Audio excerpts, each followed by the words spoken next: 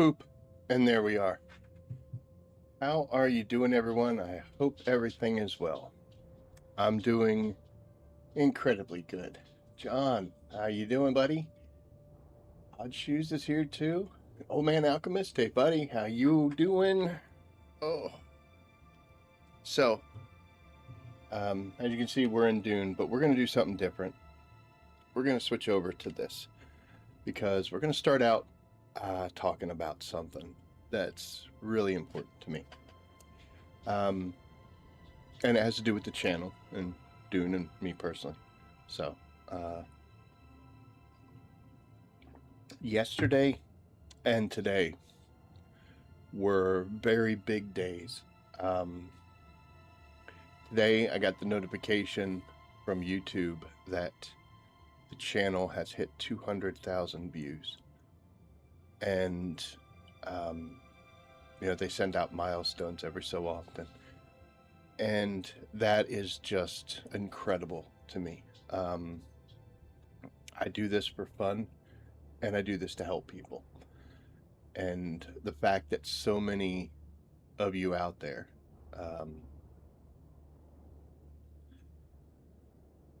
have taken the time to watch my different content. I started out doing Destiny 2 and Call of Duty content, and then moved on from there to the First Descendant, which was a great game but just fell apart. And then we came in here to Dune, and we started doing Battlefield 6, but it just wasn't for me. And some of the mottos we have here: if you're not having fun, don't do it anymore. So I wasn't, so I didn't.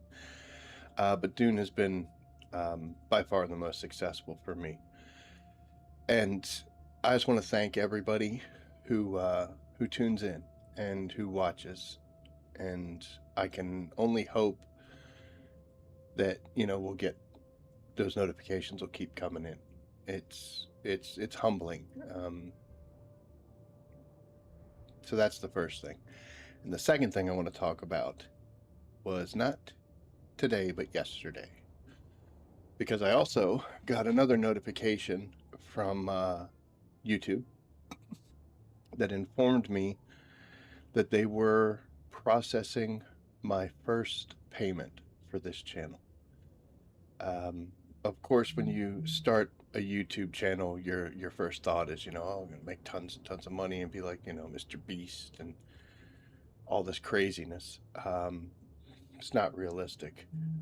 And in honesty, most channels never reach a monetization status because the people just lose interest or there's not enough following. It does take a lot of work.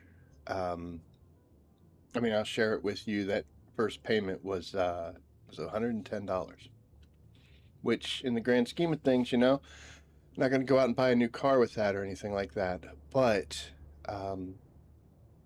when I first started the channel, we've been doing this for 3 or 4 years now. It was hard in the beginning.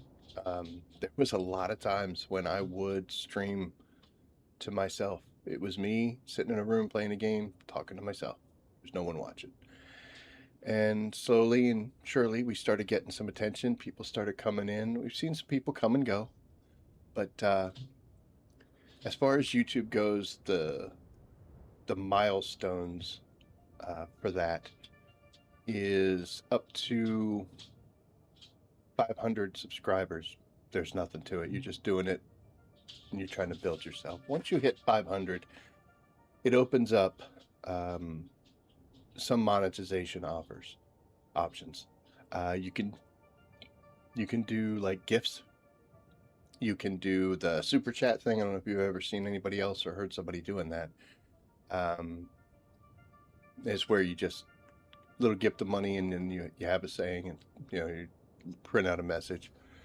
And then finally is channel memberships. Now, I hit that a few months ago. After years of doing this, just a few months ago, I hit 500. And as you're pointing out, John, that I'm only 10 away from 1,000. 1,000 is the next step as far as monetization goes. If you've watched any of my videos or my streams and have seen an ad, either before or after or during,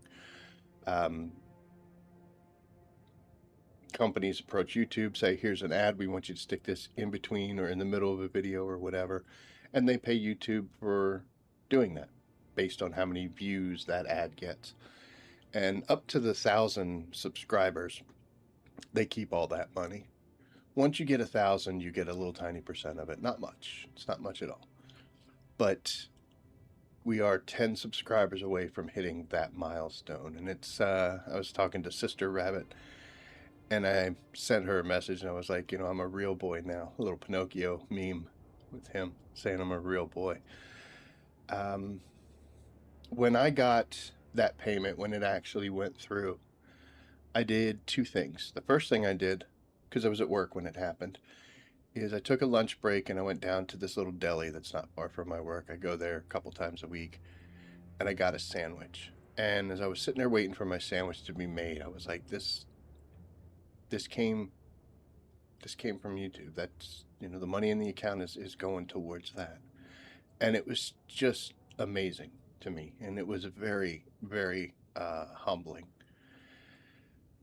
And then that sandwich was no better or worse than any other sandwich I've ever gotten at that place, but it was one of the best sandwiches I've ever had. And the second thing that I did with that money was I made a credit card payment, because there is money involved. You got to spend some money if you're going to do this. Examples are, when I do my thumbnails, I use Photoshop. I have to pay a monthly subscription fee because Adobe is terrible. They have a great product and they do that. The overlay here, like this Let's Chat and that stuff, I had to pay for that. Sometimes you'll hear like the music from the starting and the ending and the be right back screen. I paid a licensing fee to have that. And so far, since I've been doing this, it's just money that I spent to do it. And I was happy to. I wanted to. And when I made that credit card payment, that's the card I use for everything involved with the channel. That way I can keep all expenses there. It's the card I used when I bought my new mic cable to try to solve my mute problems. And I also was realizing that yesterday was the first day that the channel started to pay for itself. And I want to thank everybody who's been here through this. I don't have dreams of buying Lamborghinis and taking vacations with Mrs. Rabbit. No, that's not what it is. And sitting on this side of the fence, or the one I was previously on, I would be happy if it just doesn't cost me anything. If it pays for itself, then that's all I really would ask. But it's not lost on me that money is coming from somewhere, and most of it so far has been from the memberships. I don't think he's in the chat right now, but Wired Emperor has been my longest member. He's actually gifted memberships to people on 2 occasions. John is also a channel member, so thank you very much, John, dude. It's not lost on me, not at all. I know that Odd gave $10 for the fund for the new microphone thing, and I hope that you guys are getting your money's worth. I'm doing the best I can, and I'm happy to do it. And honestly, if it never, does any more, I'm still gonna be here. But just the fact that you guys are there for me, it means a lot. And I just wanted to start off tonight by saying that. And thank you very much. Thank you. Let's get back on the sands in Dune. Do what we try to do best. So, anywho, what are we doing tonight?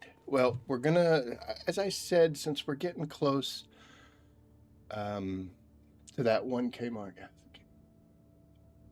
Oh, thank you, John, dude. Thank you.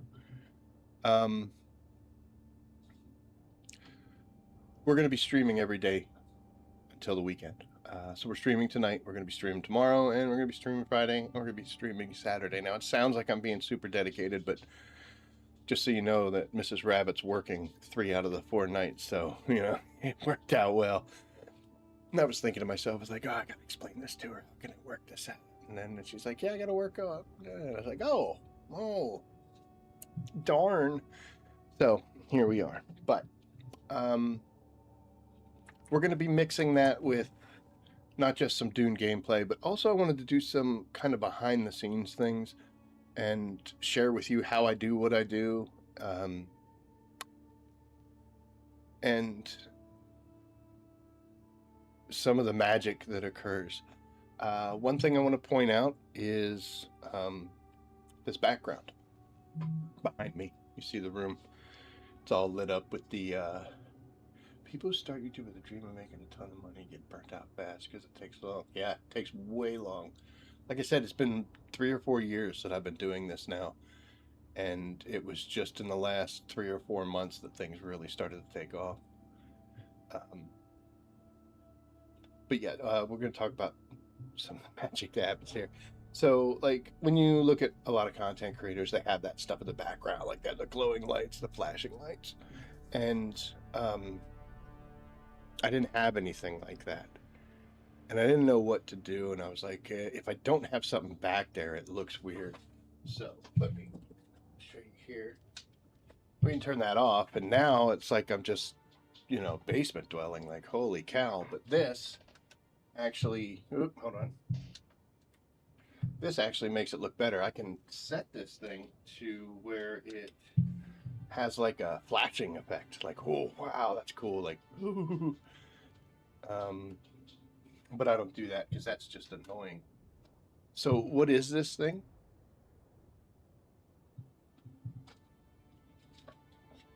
It's a PlayStation logo light, but it's really effing bright. And if I sit it here on the floor behind me, it lights up the background of the room. We're creative here, you do what you can. So little tidbit secret there. Someday, maybe we'll get like a real cool light system and all sorts of craziness, but just to fill you in on that. Another thing that I want to do tonight is, okay, so for my channel, what I do, I love to do the streaming.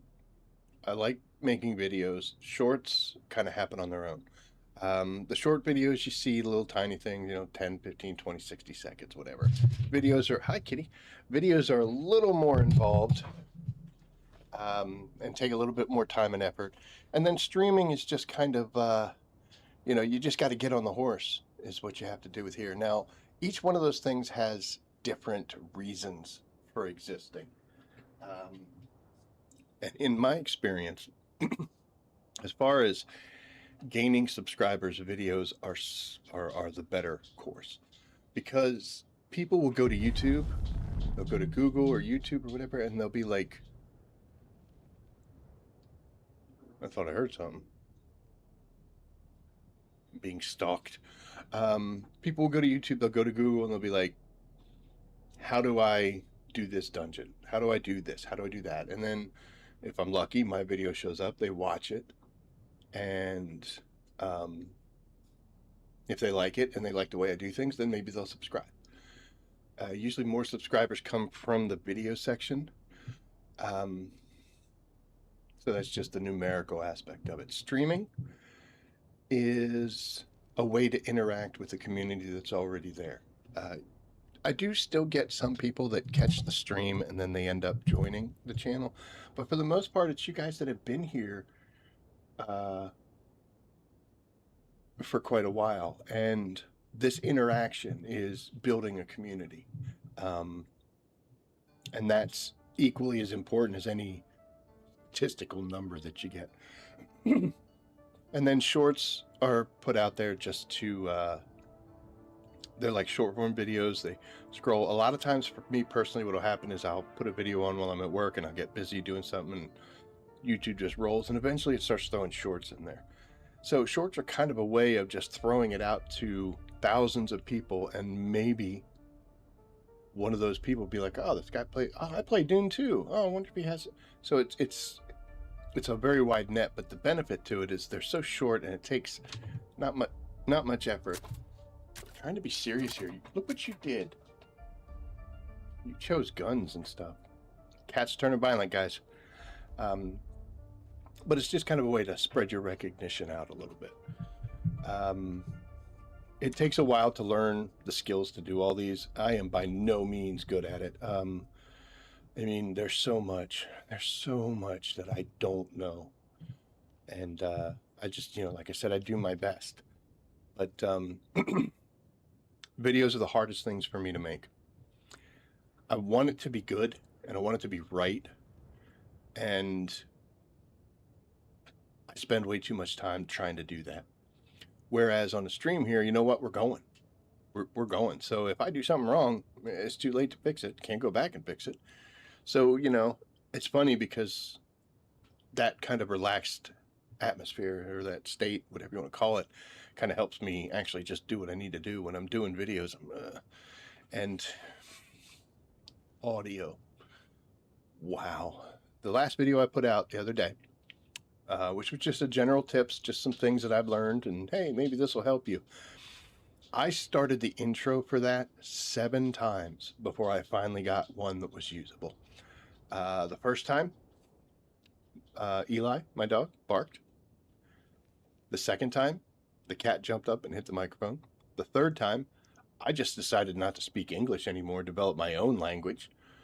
The fourth time, Eli barked again. So I said, why don't you head out there, dude? So I put him out of the room. Cat was still in here. Cat jumped up and went meow on the 5th try. On the 6th one, Eli was walking around out there and he was playing with one of our other cats, and I could hear them doing that, and somebody hit the door. And I finally was just like, you know what? This is the universe telling me, no, this ain't going to work anymore. So we just had to kind of stop and put it away. Came back to it an hour or so later and started actually rolling through it. But videos are hard for me, especially the voiceover. I had one video I made where I clicked record once and went all the way through it to the end like a professional. I told Mrs. Rabbit, I was like, man, you know how I struggle with that? She's like, yeah. It's like, I just did a 12-minute video and it only took like 18 minutes of getting everything set up and get everything going and running. And I was like, dude, I'm getting the hang of it. That was cocky because I wasn't getting the hang of it. I don't know what happened there. I wish I could capture that magic again, but it's horrible. So what I'm going to do here is something I've covered quite often on the stream is sea chopping. And I was watching Darkest Visions stream last night, and they were going after pumps because they've got a water problem.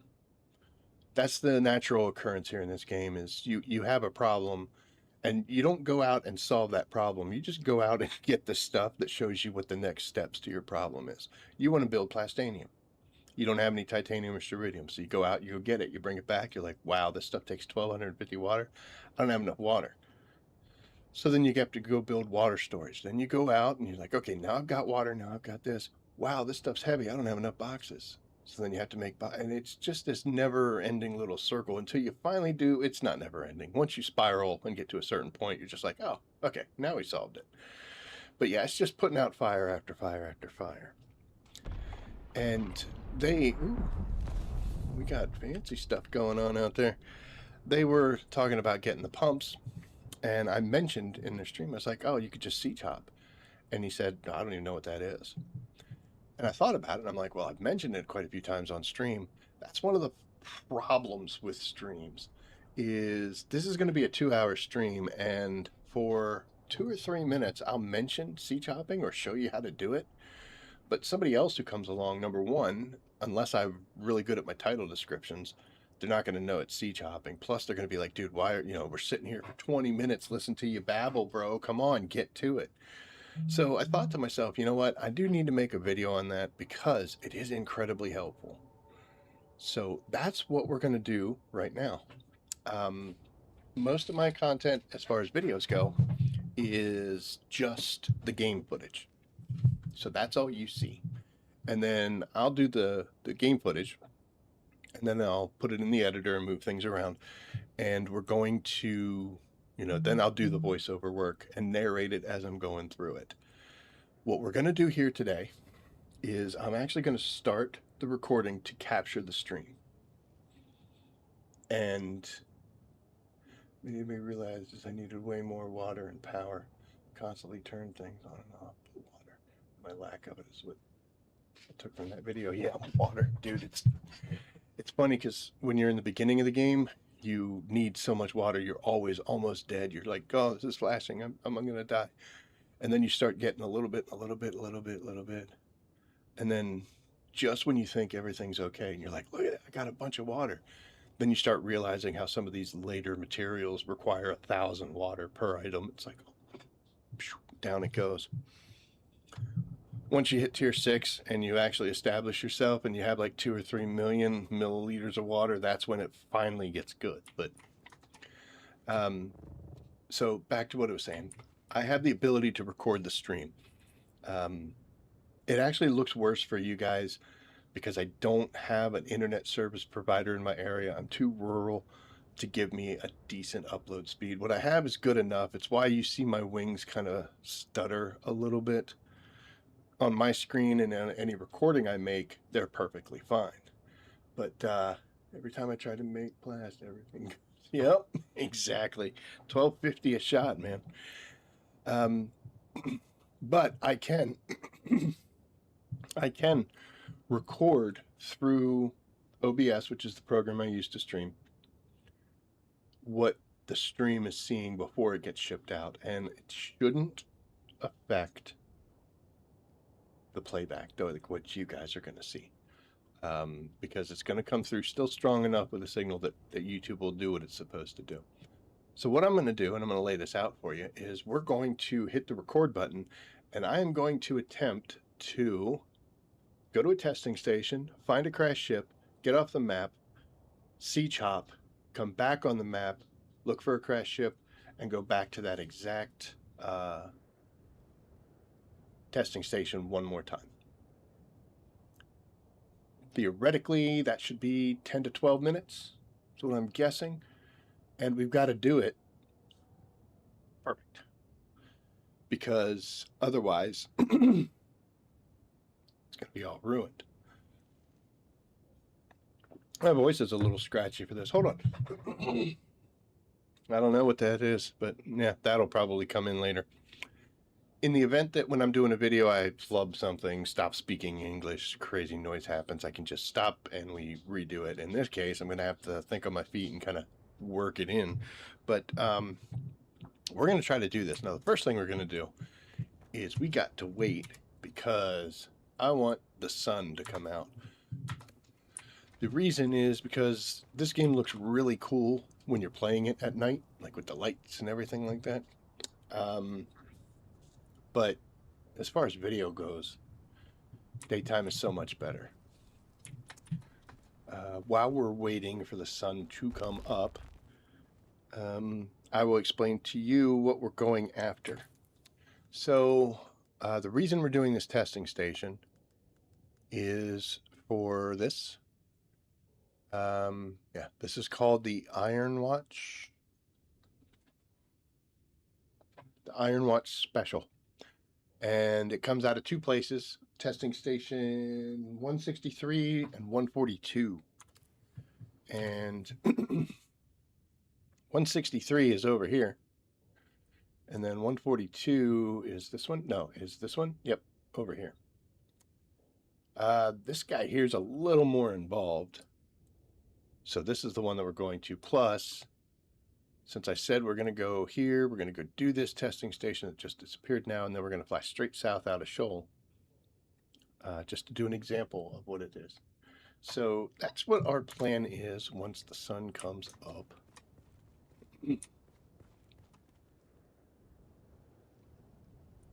I missed you today, old man alchemist. If you're still there, buddy, I was hoping you'd be on. Keep me company through the day. But that's okay, man. Everybody needs breaks. I saw the Darkest Visions is gonna be taking tonight off as well. Parkas, right?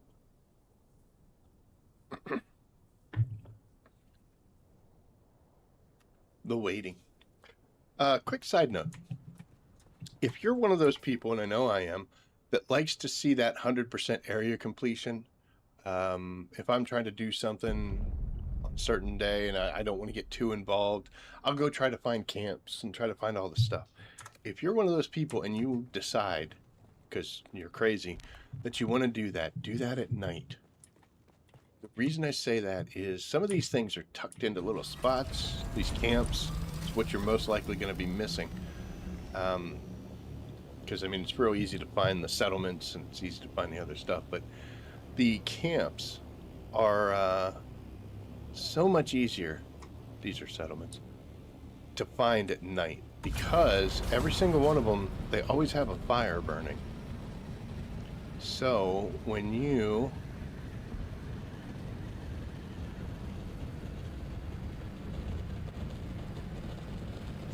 get it, oh come on, lady.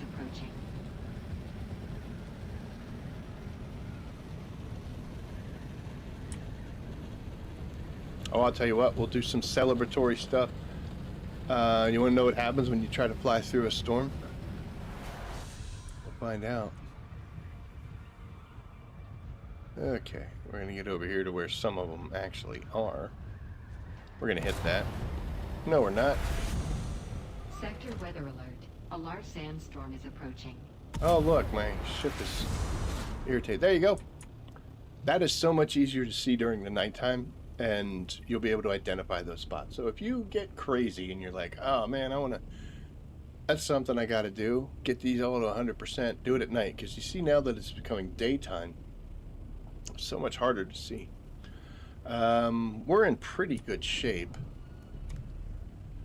99s, 85s, 71.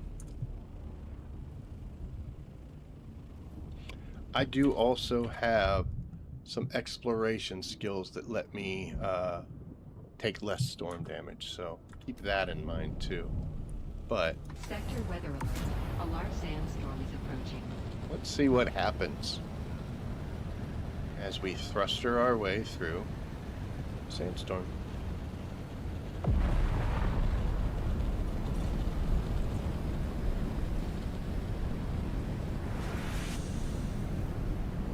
Gliding is not as bad as flying. Flying, right now, we are taxing our wings.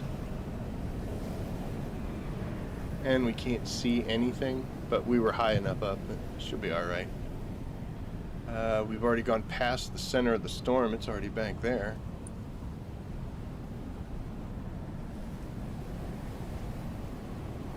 And there we are. What was the result? We lost 3% of our wings. We lost about 3% of everything. It is a shame because sandstorms are the, that and worms are what makes Arrakis Arrakis, and now we no longer have beer.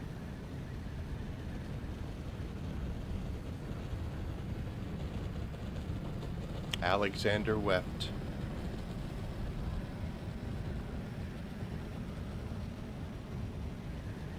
I honestly didn't think that the bonuses for that skill tree that were going to give you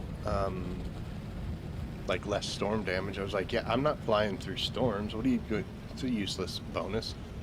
Here I am flying through storms. Totally different story if you do that in a deep desert, by the way. This is, let's see. It's still here. Yes, see how it has a 1 there? That is a level 1 storm. You pick up... How much do I pick up with one compact shot? Give me 1 second. So these storms are level 1. In the deep desert, they're level 3. Way more damage and could potentially be... Oh, wow. Could potentially be really bad. I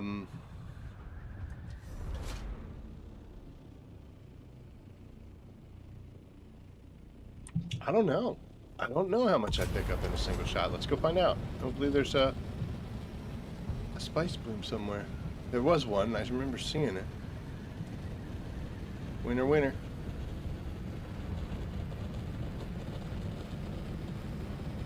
We're going to be just chock full of great little tidbits for this one.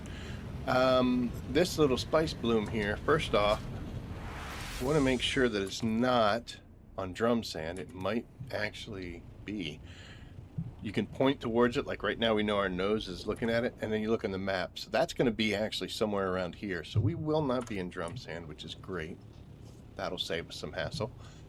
But it's on an incline. When you are flying and you're going to land on an incline, go sideways. If you go forward and you drop down, don't do what I just did. Holy cow. All right. So if you're like this and you come here and we drop out, she's going to slide. Surfing. She's going to slide down the hill. Every one of them does that. The assaults do that. Even the carrier, the big one. But if you land sideways, she's going to shift a little, but it stays where it's supposed to be. That keeps you from getting caught in it. So if you ever do an incline, just make sure you land sideways. Life will be great. We are using a compact compactor Mark 6. I'll go right to the center. Hit one of the dark spots. I do have compacting skills as well through the regular skill tree.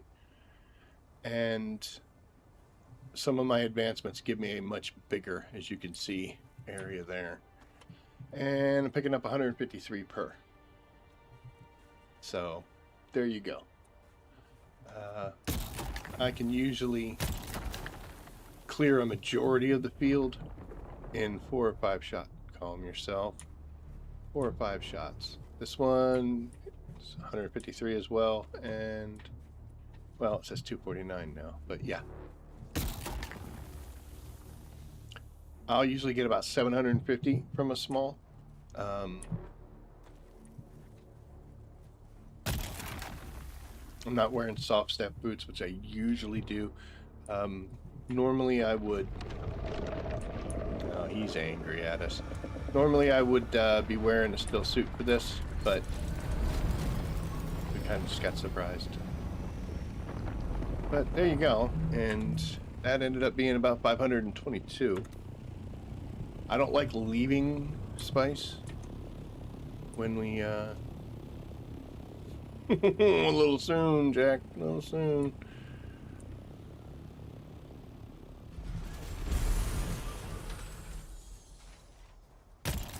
That was way too soon, man. We actually still had a little bumpy there.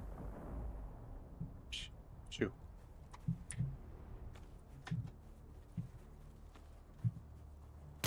Okay, this, and then this. If you're a fan of the channel and you've watched my content before, you are well aware that I can easily get distracted. So we're going to do this, and then we're going to go back to what I was saying we were doing beforehand. That should be just about it. And that results in 735. Man, he is so angry at me.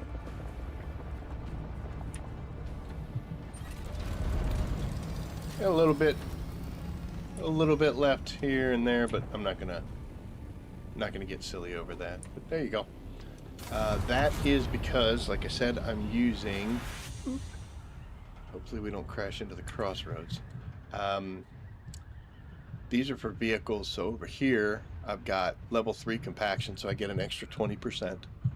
I have the compact compactor, and under gathering I've gotten a few of these bonuses. I just hit the wall. So I'm at 61. It's pretty good aim, though.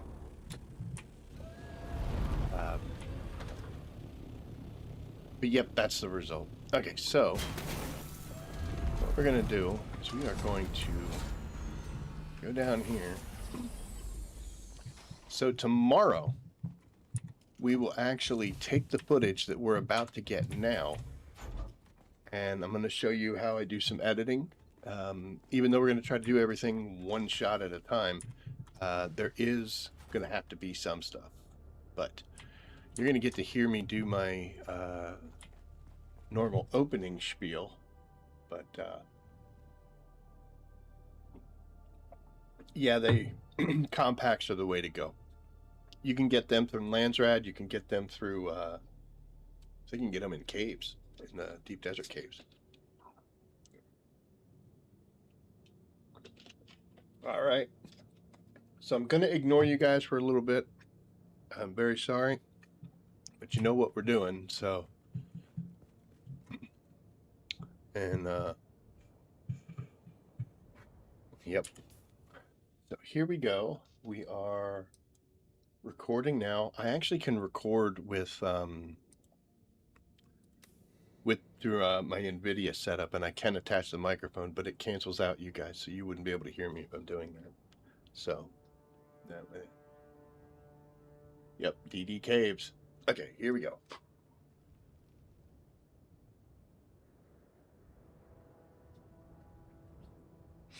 This is the part where a cat jumps up, or a dog. All right, what's going on, everybody? I hope you're doing well. Today, I'm going to do a video about something that I have done a lot of times on my stream. I stream Monday, Wednesday, and Saturday, 6 p.m. Eastern, so if you're interested in watching. But it involves siege hopping.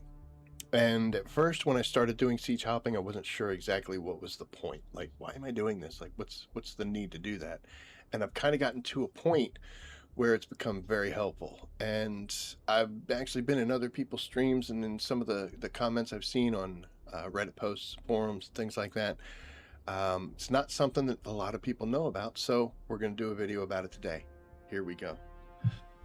The reason that I want to siege hop is because I am looking for all of these items. These are the schematics and the uniques that you get. And some of these I'm missing. I want to try to get them all to 100%. A lot of them come from so many different places. Some of them are very specific. So when you have a specific one, specifically a testing station chest, you go through that whole testing station and there could be 5 or 6 different schematics that come out of that chest. You finish it, you go up, you open up that constellation chest, and it's not what you need. So then you're sad and you end up having to go off and do something else because that chest has a reset timer. Most people say it's like 45 minutes to an hour. I don't know the exact amount, but I do know that it's server side. It's not from when you opened it, it's when the server resets that chest. So if you go in there and open it, you could be 5 minutes away from it resetting, or you could be 45 minutes to an hour away. The last thing you want to do is go through like a testing station or a crash ship or something like that and kill all those enemies and then get to the chest and it hasn't respawned yet. So me personally, I would just go off and do other things and then come back like an hour later or so. But when you get down to the point where you really only have a few items to get, it gets really annoying waiting for that amount of time. So it's like every day I can just go in and get that one item. Another thing that siege hopping is very helpful for are those resources that only come from a few spots. Specifically, we're going to talk about diamondine dust and carbide scraps, which you need for tier 6 armor equipment, specifically vehicles. They all come from this area in Misa Turil.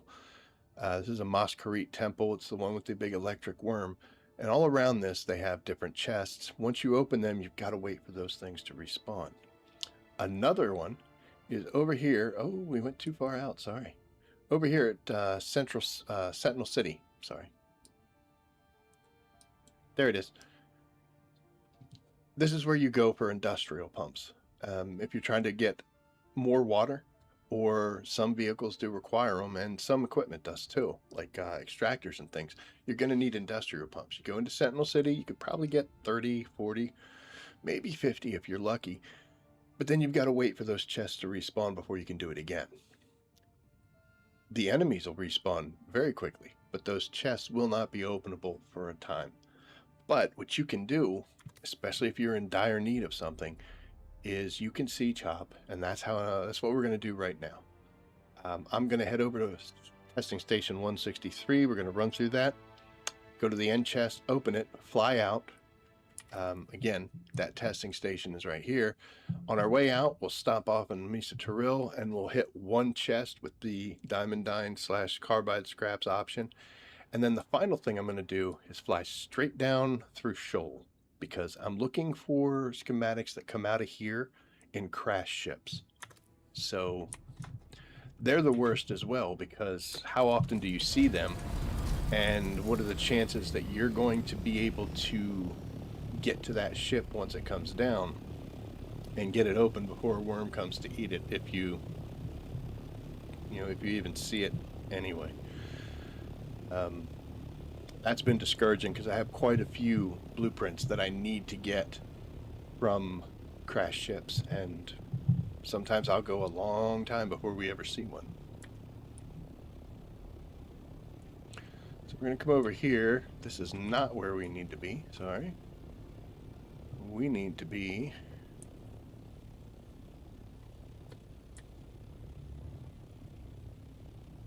right here. This is testing station 163. Now, I like to kind of be a little... Oh boy, that's choppy. I like to... Stuck in my own wings. We'll get it sorted out.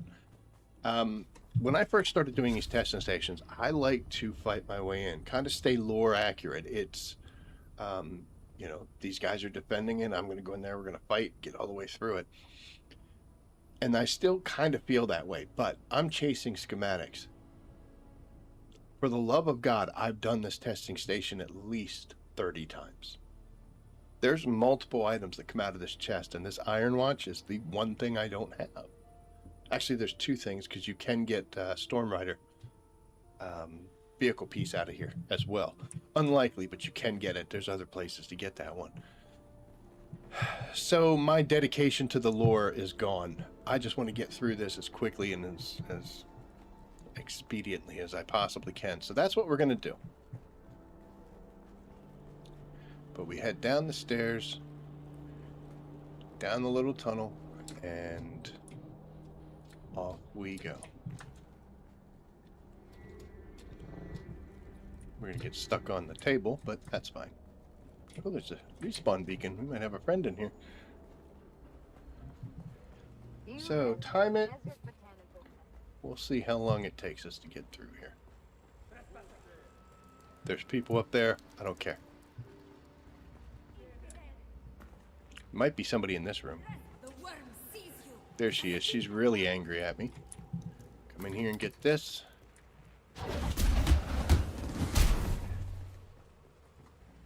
Do not like the Masquerade punching attack. Don't worry, I'm gone, buddy. These guys sometimes get really spunky. They'll follow you for quite a while. Normally they don't transition zones, but whatever. So we come up here. Nope.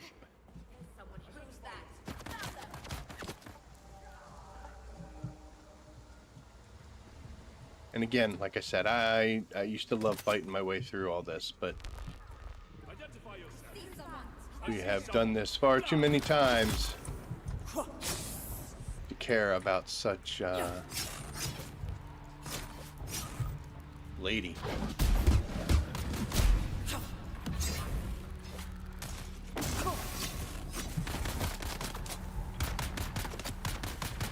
We're gonna come over here and kill this guy. Oh, knee charge, nice.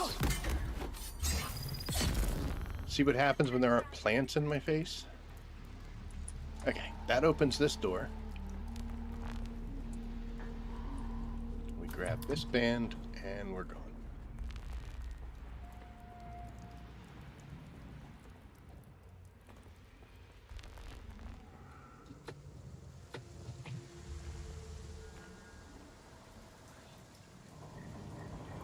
This was the door that was locked from the van that we just got. There's the chest we need, but we're not going to open it yet because these guys won't leave us alone.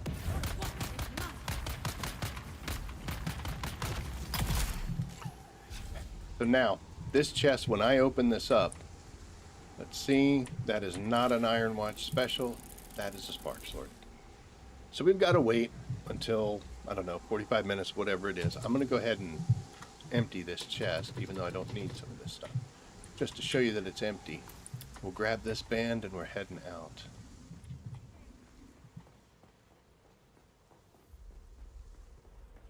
But normally it would take anywhere between, like I said, a few minutes up to 45 minutes to an hour before that chest would respawn and I could get it again.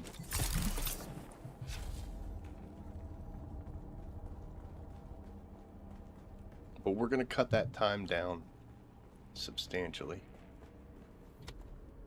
by siege hopping. On the way out, I'm also going to stop and get one of the chests that has those carbide scraps and diamondine dust, like I had said. It'll be on the way, so we'll be fine.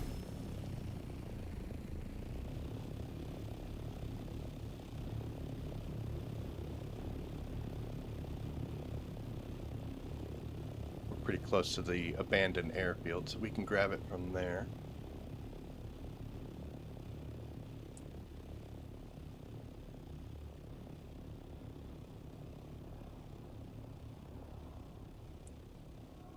That is this place right here. Now, the items that I'm looking for in Shoal is specifically... Good, we got both carbide scraps and diamondine dust. Nice. Is a shadow hood, not a shaded, but a shadow hood, which comes from a crash ship in this area. And then also there's a multitude of items that we need from crash ships in Seoul. As a precaution, we're going to put on a radiation suit since we're flying through it. I don't know how there's enough room in that cockpit to do what I just did, but I don't make the rules. And we're going to look for a ship.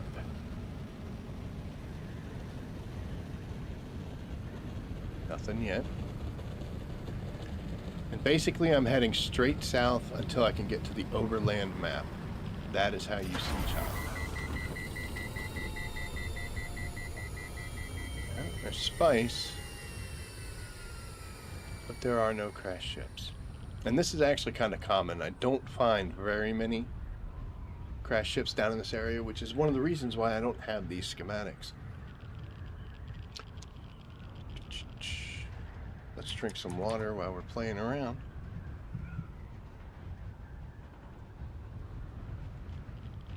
And we're just looking for that overland map.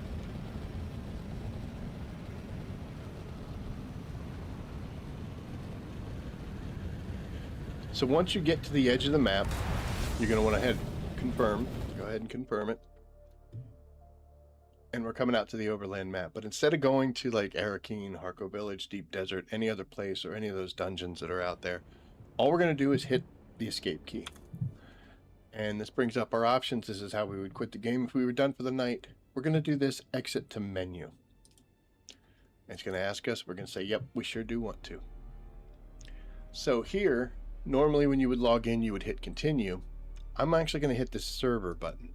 And what this does is brings up all the servers that I could play on. The one that I'm currently on is here on Odin. And if I click on Odin, you'll see Siege of Beer.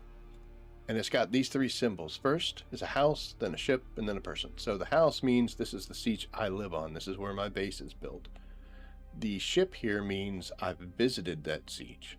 And then the person means that's where I currently am. So I am currently on Siege of Beer. We're going to click on any one of the other ones, in this case Rafana, and just hit the join button. And it's going to load up just like it normally would if we were on Siege of Beer, our normal home world. Puts us in exactly the same spot, and we're just going to go right back into the map.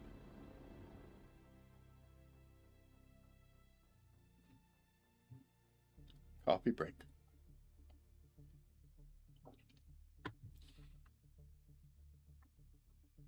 So this is the exact same Haga Basin as what we normally are on when we're on our home siege. Except we don't live here. Still in my radiation suit because we're flying through Shoal. And now I'm just going to head straight north.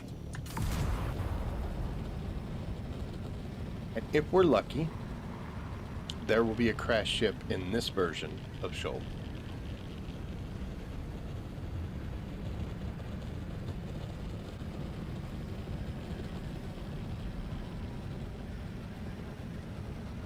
But I believe we are not lucky. Imagine that.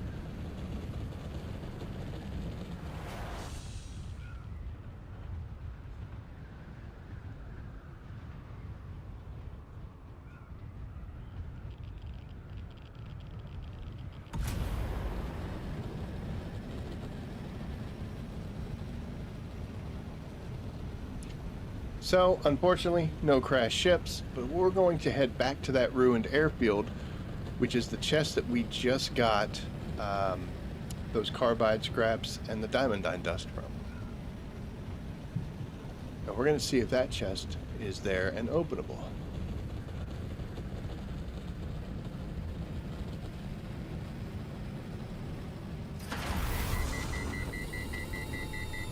Thought I would catch it, but I did not. Boop. And we come over here, and there it is. So we just got 1 diamondine dust and 7 carbide scraps more from the exact same chest, and it only took us a minute or so to do that transition. If you're in dire straits for a material, whether it's industrial pumps or diamondine dust like that, you can use this method to basically take a chest that you can only loot once an hour and get to go to it 20 times. And if you do it, by the time you get through every siege on your server, your original home server has probably reset. You can just start that process all over again. We do not, however, want to run through here in a radiation suit, although we do try to get through as quickly as we possibly can.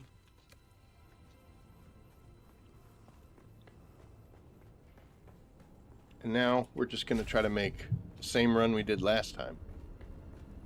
Hopefully a little faster. If we don't get punched, that would be great.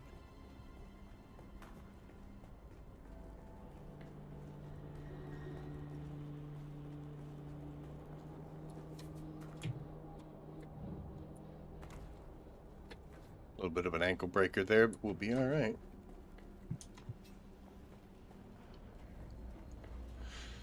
And we run through.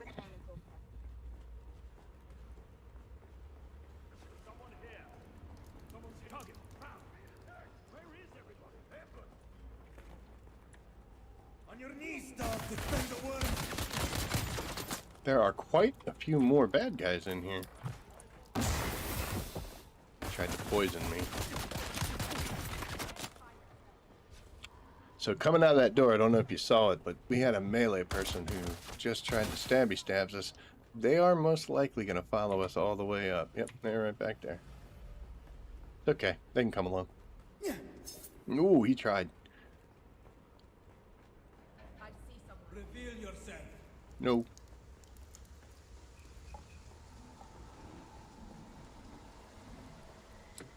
Attack.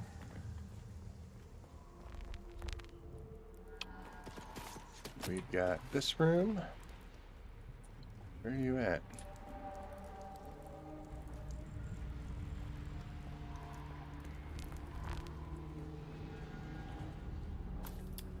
Surprised that's cleared.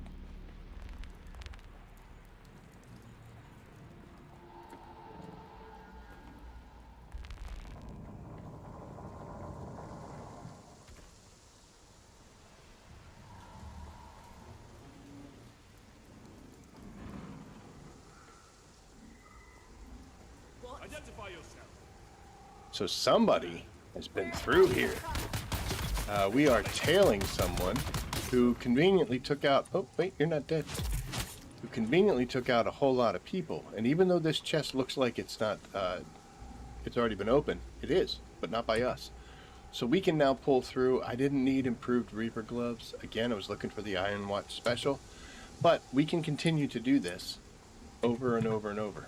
Just grab this sucker here, head out, cross that border, go in, pick another siege, and come back in, do the same thing over and over again. And this will work on any chest or any item that you have to get from a timed chest, something you can't do over and over and repeat. It makes it a little bit easier to bear that when you're trying to do some of these items that you just don't find many of them, or when you do find them, there's just a tiny little bit. Like I said, you could go through Sentinel City and get maybe 30, 40 industrial pumps, fly straight north, cross into the overland map, chain sieges, go right back in, and you're right back at Sentinel City grabbing more. And that, in a nutshell, is siege hopping. Now, one thing to be careful about, I don't have a base here. Excuse me. I don't have a base here. Normally, my humble little abode would be right over here, but it's empty. So make sure that you've got everything you need. You gotta make sure you have a lot of water. You got welding wire to repair your vehicle, so that you can get out here, bounce across as many sieges as possible. Most of the time, what happens to me is my backpack will get full from collecting certain things and a bunch of stuff, and I'll have to head back to my home siege just to drop everything off. But by the time I get back there, my home siege would have been reset, and you could start this process over again and again and again. So that, in a nutshell, is siege hopping. Unfortunately, we didn't find any crashed ships, but that happens all the time. So hopefully that helps you if you're looking for a specific resource or material or items that only come from certain spots and you have to unfortunately wait for them to reset. This is a good way to increase your probabilities of getting those items. So thank you for watching, and do greatly appreciate it. Like, subscribe, and share. Those things help out the channel. And as always, I'll see you out there. Take care. And that's it, folks. What we'll do is we'll take that and we'll put it into our editing program. I'm still recording too. We'll make sure that the audio sounds good, that everything's okay, and if we like it, we can publish that straight away. I will probably add in certain things like I usually do, and right in the intro, I put like my little logo and a little bit of music just to break up the monotony. And anything that I screwed up, we might do like one of those record scratches. It'd be like, hey, it's future Jackrabbit here. Actually, what you want to do is this. Those kind of things. But that was effectively how we record video footage. One of my previous videos, a person, I don't want to call names out, nothing wrong with it, but I don't know if they want to be identified, had made a comment that a good part of this game is kind of like faking numbers. And I guess technically what I just did is a faked number as far as hours played. Yeah, I was actually doing something, but there's a goodly amount of my playtime that is in actuality me oh, hey, you know what we should do? We should not be in the radiation without putting that on. I went to stop the recording and almost stopped the stream, guys. That would have been hilarious. That was 23 minutes. Let's go ahead. We'll go here real quick and stop recording. No, I don't want to do that. I want to do that. Sure you want to stop recording? Yes. There you go. So now, in tomorrow, well, actually, I'm going to go through the editing process with you guys and show you what that looks like and what I end up doing with that. And then we'll actually publish the video itself, and you'll see kind of real time where it's happening here, and then you'll see where it publishes it on the channel, and then everybody gets to see it. So That is, like I said, there's a couple things in there that I became aware of that I wasn't happy about. I was like, ugh. But whether it's enough to want to come in here and try to do that whole thing again, or if we can just drive on through. One of the best pieces of advice a person gave me, following other content creators and stuff, like the helpful people and the guide sites and stuff, they said, make it good. Don't make it perfect. Because if you try to make it perfect, you'll never get it done. And there's so much truth behind that. So we just want to make sure that it's good. And then we'll go from there. While I'm here floating around in the radiation, I don't know how I'm not a mutant in this. If you come down to Shoal, if you're still in duraluminum phase and you need to get jasmium, if you can bring like a buggy down here, or even if you just fly in, this crashed ship, pretty easy to see. It's the only one down here. Big crash ship, big old round thing. Somebody built a base on this siege. If you look at it on the map, it's right here. It's the wreck of the Aurea. That wreck. Right here, southeast, there's an awesome island. It's got this little nubbin right there. That little nubbin is this island. There's actually like a big, smaller circular piece. Right here, there's 3 nodes of jasmium. And inside of this little guy,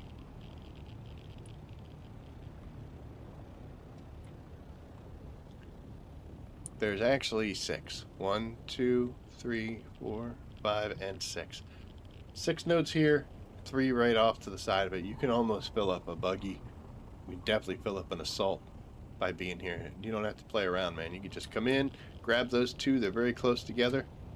There and here. And life is great. We are not going home. We are going to try one more time to siege hop and see if we can find a freaking crash ship in this area. I'm not going to go do that testing station. That has already angered me. I like to build just outside the red zone. It allows me to hang out in base without radiation. Exactly. I used to have a base down there. Once I kind of fully moved into plastanium, I didn't need as much duraluminum as I thought I would. Unless you're combative. If you like hurting people, you need duraluminum for rockets. I'm not saying you should. I'm not going to tell you why I know that. There's a lot of things you don't know about me, Dottie. Let's go to Umbu because it's fun to say.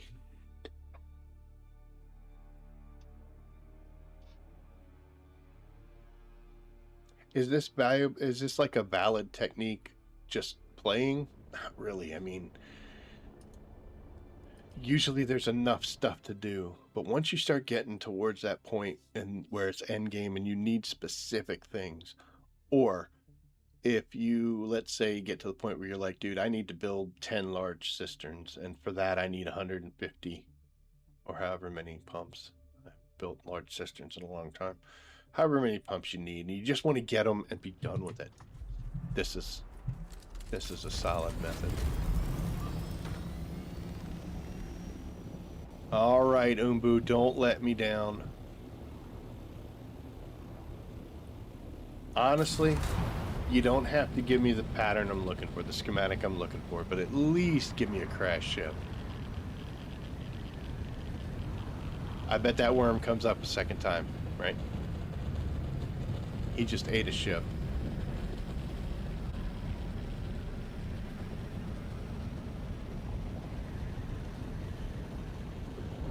So I don't know why, but I have come across this little glitchy spot right here multiple times on multiple different sieges.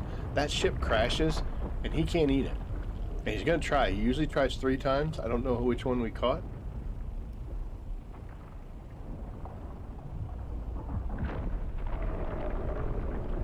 And now he's gonna piss off.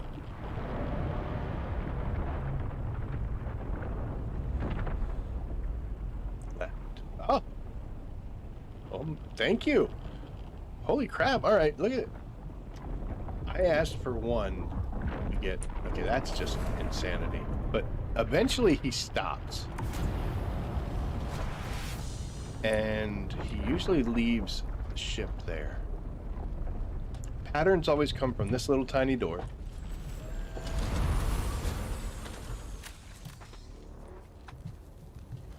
And sometimes you get this where you're like, I can't get to it. Kitty, stop. What you have to do is come off to this side a little bit and attach. We're going to go up in the air a little bit.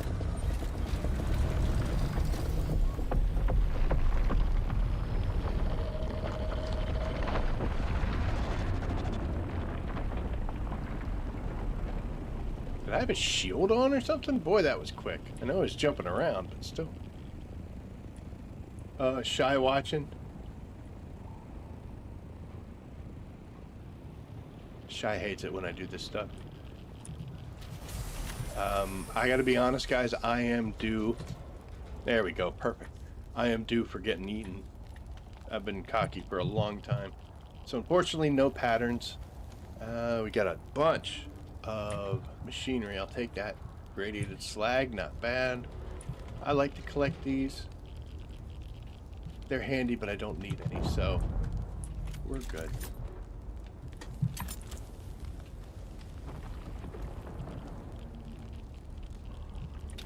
What is going on in Umbu here? Did you see this? We got another ship on its way down.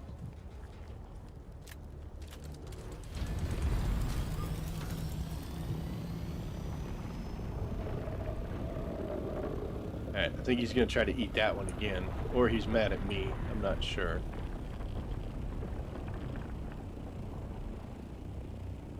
He was angry at me. Well, fine.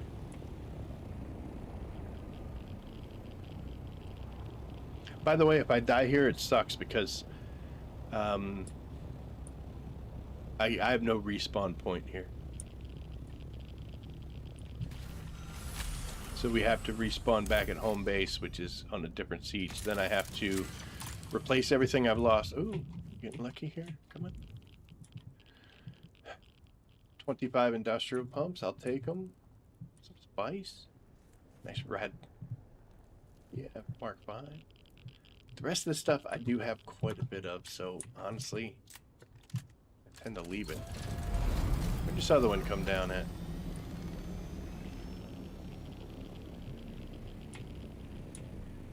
I've seen 2 in the same spot. Yeah, I've never seen 3 either.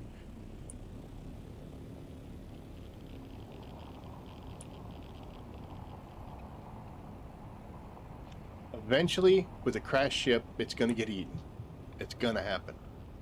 But when they come down, like right there in front of you, you've got you got more time than normal. You could still screw it up by coming down here and putting your shield on and doing all sorts of stuff, and you know, every moment that you're running that cutter is aggroing a worm. Now, I need the disruptor pistol, which I can't get from here, but we'll take that stuff. I think I'll leave the rest.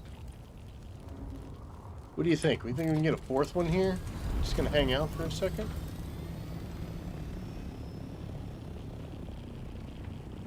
We're gonna come back to Umbu on a regular basis.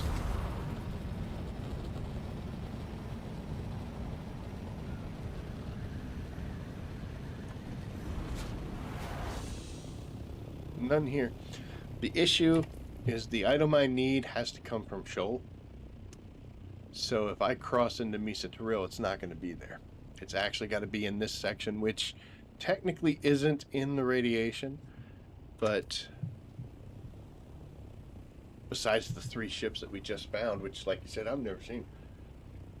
What's the crack with the worm and the GT and the large spicer? It's only just started doing that and seen a bunch of compactor players getting insta-eaten without any warning. Is that the norm? Should I worry that's going to happen to me?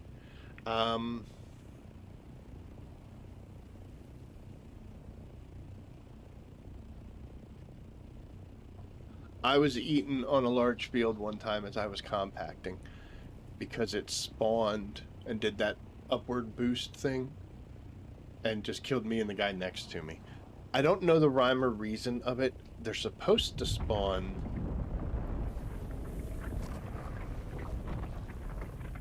Here he heard me talking. They're supposed to spawn off in the distance like that, and then they make their way into the field.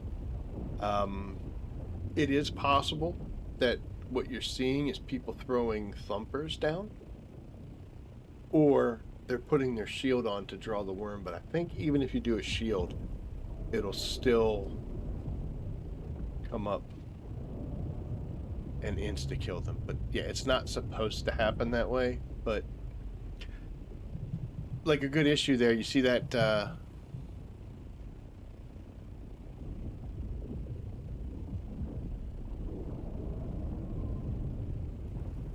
what are we doing here? Is he eating that ship? Yeah, I think he was eating the original ship that we saw. Which he can't do, apparently. Guys, we're on the verge of cheating here in Umbu. I'm moving. I am moving.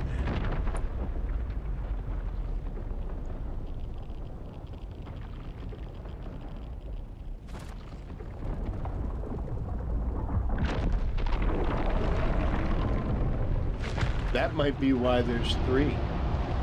If he can't eat them, they're just stacking up over here.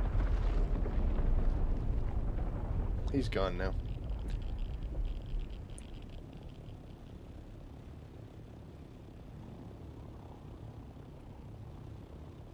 Yeah, he'll try to eat them, and then he just goes off on his own. You know what? Since we know we've got some playtime here, why don't we try... Whoa, whoa, whoa. Let's open up the rest of these panels. See if there's any good stuff in. For the longest time, I have been ignoring these and just going after the schematic one. Some spice. Can't say no to that. Complex machineries. Not a good haul, but it's not bad. A tad bit dangerous. Low fuel. Not anymore. And then finally, we've got the last hatch, which we're going to have to get cutesy with because it's going to be way up in the air.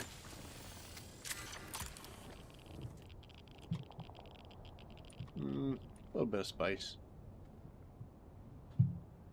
200 spice just for hanging out on ships in the desert where we could get eaten by worms. Seen that. Was compacting on a large field today and had the ordinary breach, and then time to get off before he came through. The one time I got eaten right out of the gate, that's the only time that's ever happened to me. And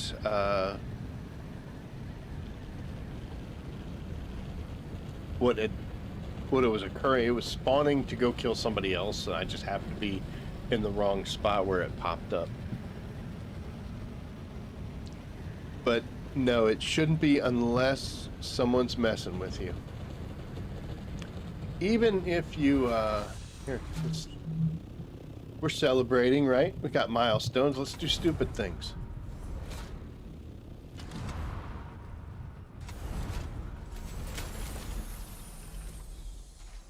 So even if we activate our shield, as you can see, that's angering him.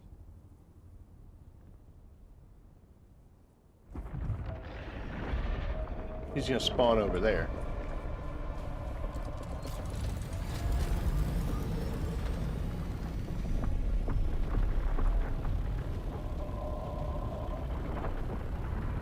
We're going to let him calm down. Then we'll go down there. And I don't believe we're not getting anything. I can't shoot the compactor. I mean, I can shoot the compactor, but it's just going to ricochet. Okay, we're going to get some flower sands. What we going to do? All right, we're going to let him go off.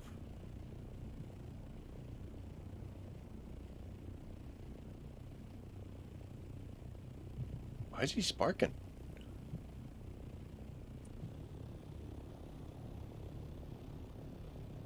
So through the awesomeness of editing, I had no idea this was over here, but we're gonna say that I did, because that makes it look cool.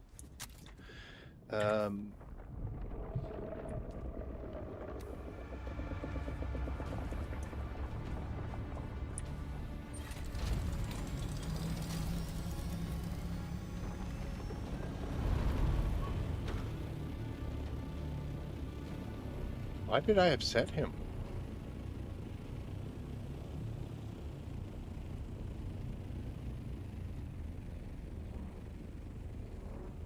Why was he so mad at me? I'm just standing there, man. He knows.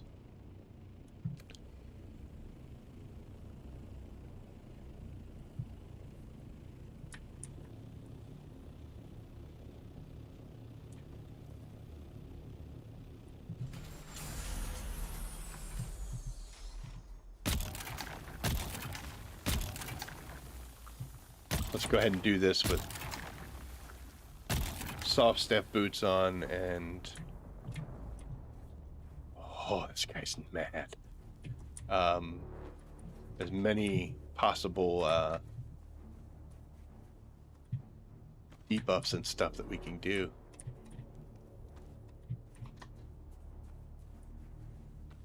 You need to get out of here, little mouse. Where'd you go? Yeah, you need to go, dude. I'm doing dumb stuff. It's about to get hot here.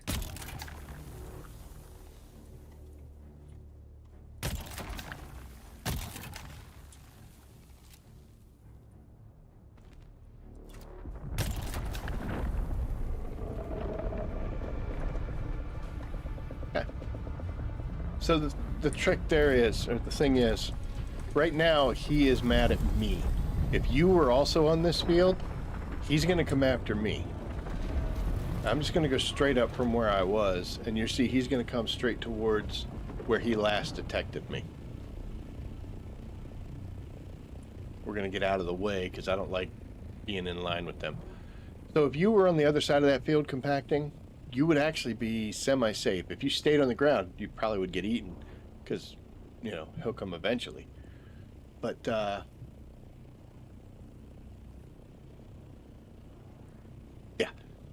I would think that if you're seeing that, what could be happening is either people are messing with each other, throwing their shields up, or throwing thumpers down to cause problems specifically, or you're just seeing a breach of a worm from somebody across the other side of that field, and it just happens that he's there. They're not supposed to breach inside the field. They're not supposed to come up, but I have seen it, but they're not supposed to do it. We're full, so I can't go pick that up. But hey. So apparently Umbu collects crash ships. I'll take it. But we're gonna actually head home right now. So we got 40 minutes. And what we're gonna do now is we are going to head out into the deep desert and check out some of the testing stations out there. Unfortunately, this week we also have, it's the same kind of deal as last week. All of them are lock-ins. So you walk into a room and then the doors lock behind you, and unfortunately you can't get out until you've killed everybody. And they're not the best. Last week we went in and put a message up in chat and was like, hey everybody, we're gonna do this if you want to come along. And we did manage to get, by the end of it, a pretty good little band of merry friends to come with us and do that. So once you're done siege hopping, then you just want to go back to whatever siege you're from. Just look for the little house that tells you which one you are if you don't know the name. And join, and now it's going to be just like normal play. But I think what I'm going to do is we're just going to... Well, I'm actually going to hit the join button so I can start this. Thank you. I'm just going to keep quiet. I'm just going to go do it.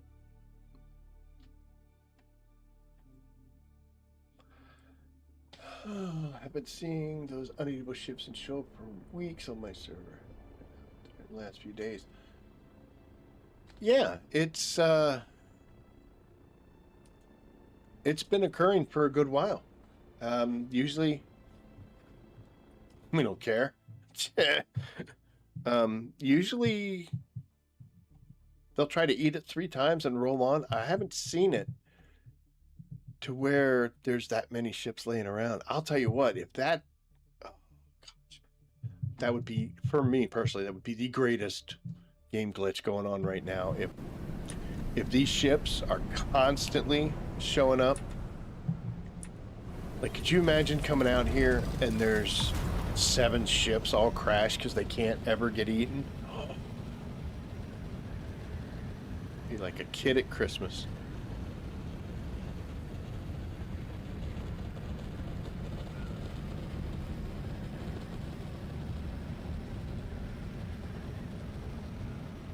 We're not wearing a radiation suit, so we don't want to press our luck.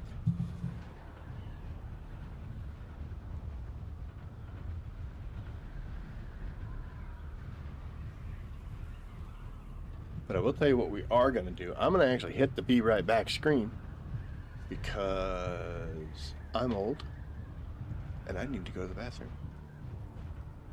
Because this coffee cup is almost empty and I drank that far too quickly. It is a little unnerving when you see Chop and you go to where your base is supposed to be and there's nothing. You know? So we're gonna land in here. Gets a little crunchy. I'm gonna hit the be right back, and literally I will be right back. So be right back.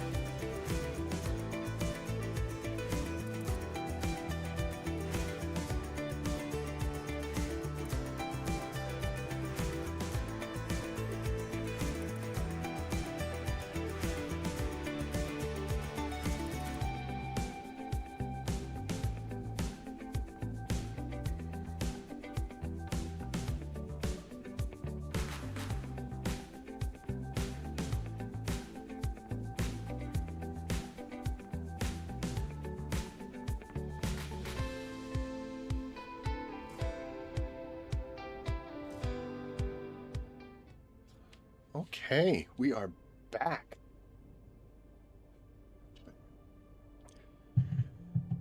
I don't know if I've ever done a tour of the old hutch here. House that Rabbit built. We might do that. Just a little. So I created dump boxes in my hangar just for moments like this. So I can sit here and go, ooh, that's my good stuff. I can sit here and take all these items that I just collected in my great and wondrous journeys, stick them in this box, eventually. And then at a later time when I'm not so excited to be doing stuff, I can go ahead and disperse them and deal with them. I actually have one that's just, this is literally full of patterns that I've gotten doing what I've been doing that I haven't even gone through yet. Ridiculous. But yeah, dump boxes were one of the best ideas I ever came up with. I had small ones and then I built them into the wall. That was great. We'll leave it for now. I was going to change clothes. So the first base that I built when you first start the game over in Haga Basin was just a catastrophe. It was just craziness. It was so sloppy, so goopy. And yeah. And then you have to build a second base and you have to move. And I was actually kind of upset because I did spend some time on that original base and not realizing, spoiler alert, that the campaign tells you that you have to move to a new base and abandon your old one. And I'm like, great. There was a whole adventure for that. I actually got killed moving stuff from that base back and forth because I had collected quite a few things and it's mine. I want it. And I got eaten by the worm. I had the game disconnected, so I just like stopped moving, lost complete control. And then a worm came and ate me on my bike, and I'm like, great. So I had the option of respawning back at my new base with nothing except my underwear and materials that I'd moved over. And that was some hard times. That was real hard times to get back on my feet. Whoa.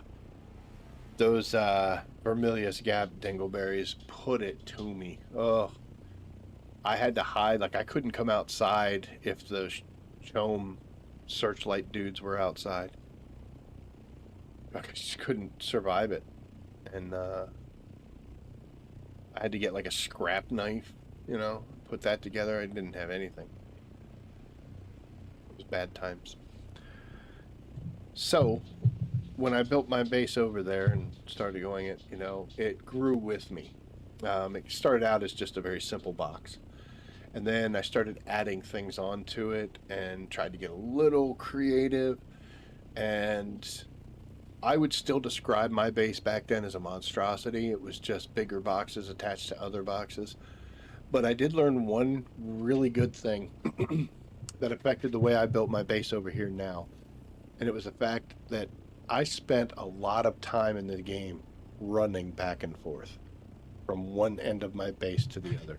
I've got a neighbor over here who, you know, he comes in here and then you gotta run all the way through and get all the way over there. This guy here, you know, he's got multiple floors, all that. This one's really creative. I've seen some bases that were just phenomenally huge. This guy over here,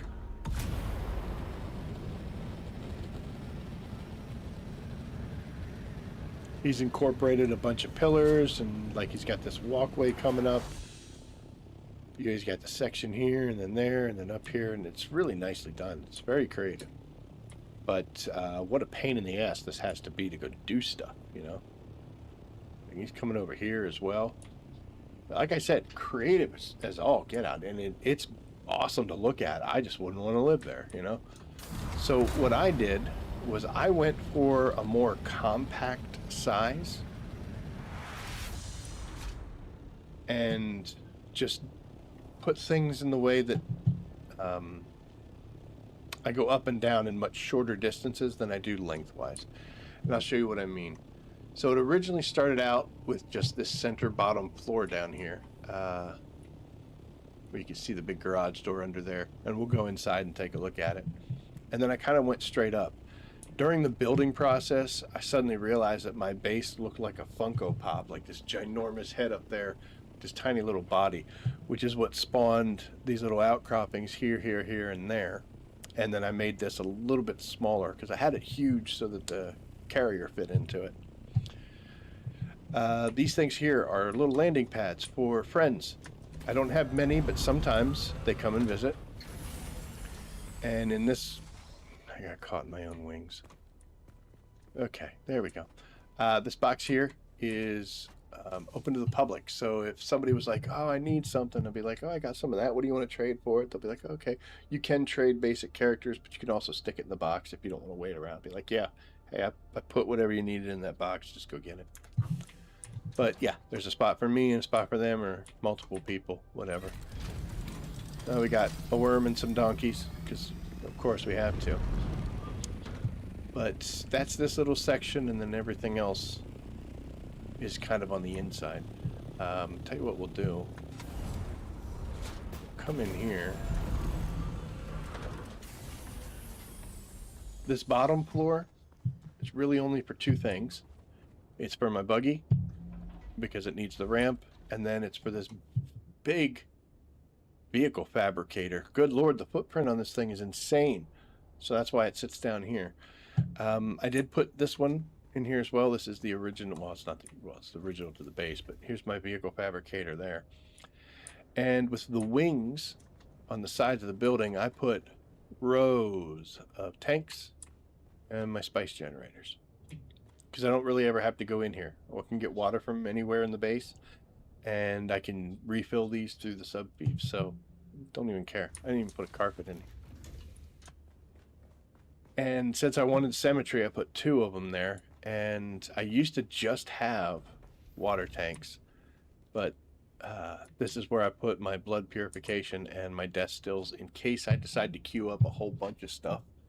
Like when I go out and try to get tons of plastanium, and I'll either bring it, I'll make it out there, and what I can't, I bring the raw materials back here and I'll do it. And if I ever need a whole bunch of water, we can just start turning these things on. I try to keep these blood bags full, so I can just bring them right over here, stick them in all these machines, and these things will start pumping out water from blood. And then I've got boxes full of masquerite, and we put them in here and we turn them into water as well. These can all be on at the same time, but what I can't do is I can't be processing too many things. I can do spice, or I can do ore, or I can do chemical stuff, but I can't do all of them at the same time. I have thought about just throwing another spice generator down so that I can just be arrogant and do the whole thing. Got my nice mural here because, it's pretty, and some carpet. To the left, we've got the spice generator because it's huge. You need to go up 5 spots. Got a spot for sand, spice sand, and I got a spot for finished. And on the opposite side of that is the other big machine. This is my ore refinery. This little section here bothers me so much, but I can't do anything with it because of the way this is. I'd have to tear these walls out and put something smoother, so that's why they're offset. But I just did it with the ore above the ingot. So you have copper here, you're going to have iron, and then you're going to have carbon, which you mix with iron to make steel. And then I have aluminum above aluminum ore, and then this is jasmium, which you mix with the aluminum to make duraluminum. These steps going up are nice because it lets me access the box on the top, and I can still access the one on the bottom. I know it's opening through the stairs, but it's not a problem. And this is all for titanium, those 2 boxes, and then these are all plastanium, and a bunch of it. I went out and got a whole bunch, and unfortunately I haven't used it, so. But then we go upstairs just a little bit. I've got some of the general fabricators, the weapons, as far as weapon blueprints. And up here I've got the survival factor. And here's the augmentation station. I love saying that. I don't have any augments right now. So, whoa, wait. Are you still here, old man, alchemist? Let me know if you're still here. I don't know if you are. But yeah, that's those 2. And the exact opposite side is where I have my chemical refinery. It's where I do all the silicone, the silicone blocks, the cobalt paste, fuel cells, strontium stuff. Shiala gave me a terrarium. Yes, you are here. Good. Gave me the terrarium, so we kind of just made a little room here for that. I got to finish that off. Okay, buddy. So in here are a bunch of filters that you wouldn't care about. There you go.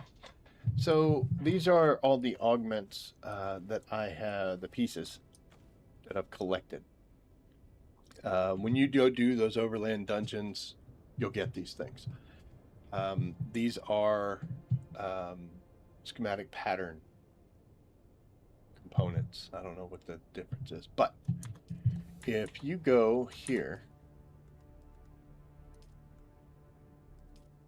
Here it is. So under this block, you have the schematic pattern grade 5, right? This all comes from crafting. Oh, what is it? 50 something. There we go. 52.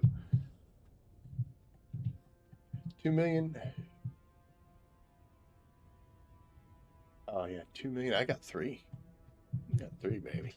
Pattern upgrading unlocks a recipe in the Advanced Survival Fabricator, which combines lower quality schematic patterns to create higher quality ones. And what it's talking about is this right here under the blocks. And it tells you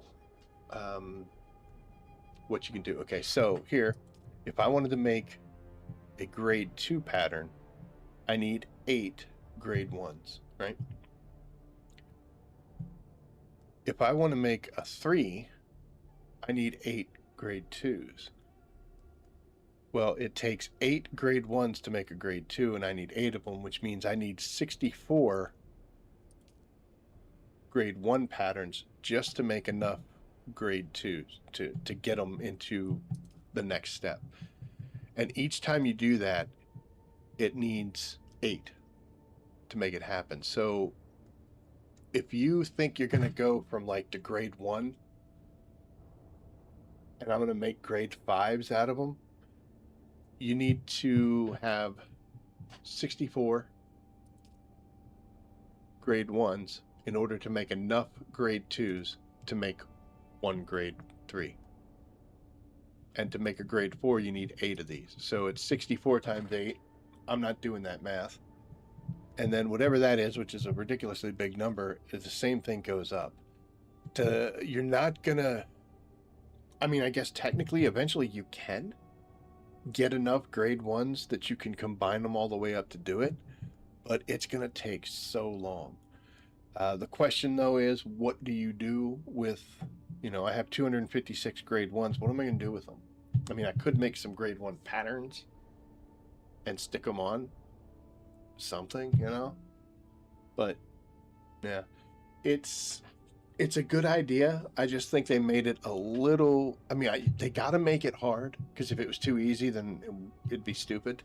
I mean, make us work a little bit at least. But this is, to get to these grade 5s is crazy. Okay, so I have a grade 5 pattern right here, and I have 92, so I could actually 10, 11. Yeah, I could make 11 grade 5 patterns out of the grade 4s that I have. And I currently have 87 as well, so I could add 11 to that to come up to 98. Let's just say 100. You get another million water to get to 3 million. There you go. You know what? Set a goal. Here's an augment, right? Let's see, what can I make? I can make nothing. I don't have any big ones.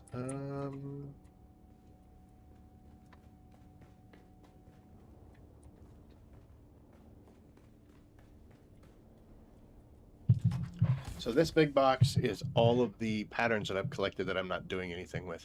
You can recycle these to become the thing we were just looking at. I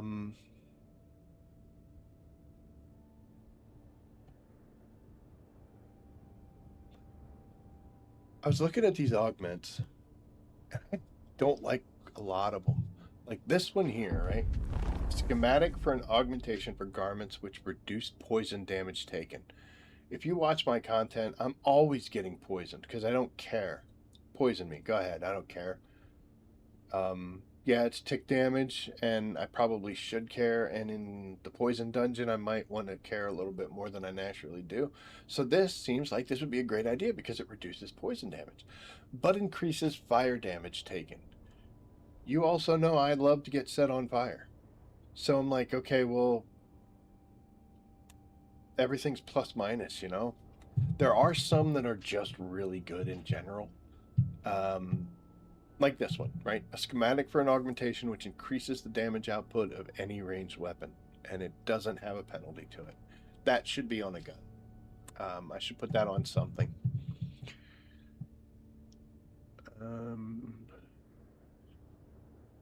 I don't even use the Rafik snub nose, so I should probably destroy that. Yeah, I've got these fives that I could be putting on. I do have a grade 5 Hallex pick, but these aren't the ones I want. This is actually really cool because, you know, it reduces the stamina cost of any attack. But let's just do this. Okay, Blade Sharpener is awesome, right? What this does is it increases the damage output of any melee weapon. So it doesn't care. It'll do a sword, it'll do anything. So I want this, right? So I need to go to the Advanced Weapons Fabricator. So let's take it. Then we're going to run around in circles. And then we're going to go to the Advanced Weapons Fabricator.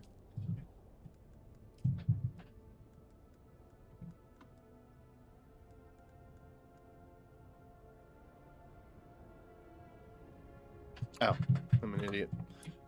We're going to put it in our inventory, and then we have to research it, just like any other schematic. So we're going to research it. Yes. Once it disappears, then you go to wherever you need it. And there it is. So this requires 6 grade 4 schematic patterns. This is a grade 4 upgrade or augment. It only needs 6 schematic patterns.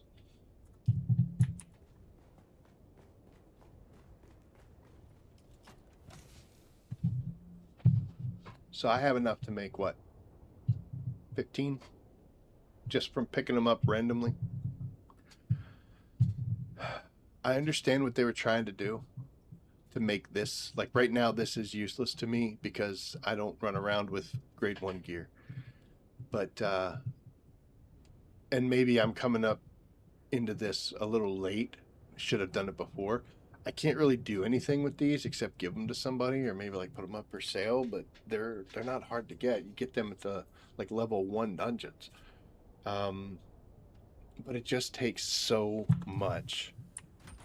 Come over here to click on this. I can make 32, which 32 is going to give me enough to make 4 of these, and that's where it stops. So 256 grade 1 patterns become 4 grade 3s. And then that's where I have to stop until I get enough to make 5 more grade 3s to make 1 grade 4. Of which it takes 6 to make the augment I want to stick on a weapon. I understand what they were thinking. I just don't. You know what? I'm not part of their partner program anyway. I don't know if they can do math over there. I always thought that Norway was supposed to be so highfalutin, but you know what? Their math is terrible because it's there. It's just, guys, really? Really? This is how much you want? Maybe I'm supposed to be getting more augments than I do. I gotta admit, I did stop picking some of the lower ones up as I got higher stuff. But, yeah.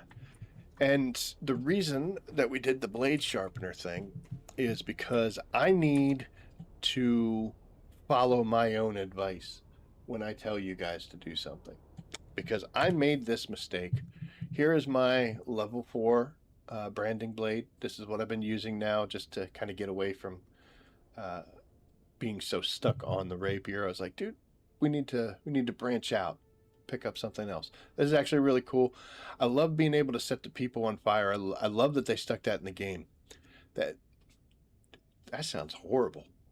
It's the animation, the fact that they do the animation where they're like trying to put the fire out. They didn't have to do that. They could have just made the guy fall down or be like me and just stand there and burn and not care.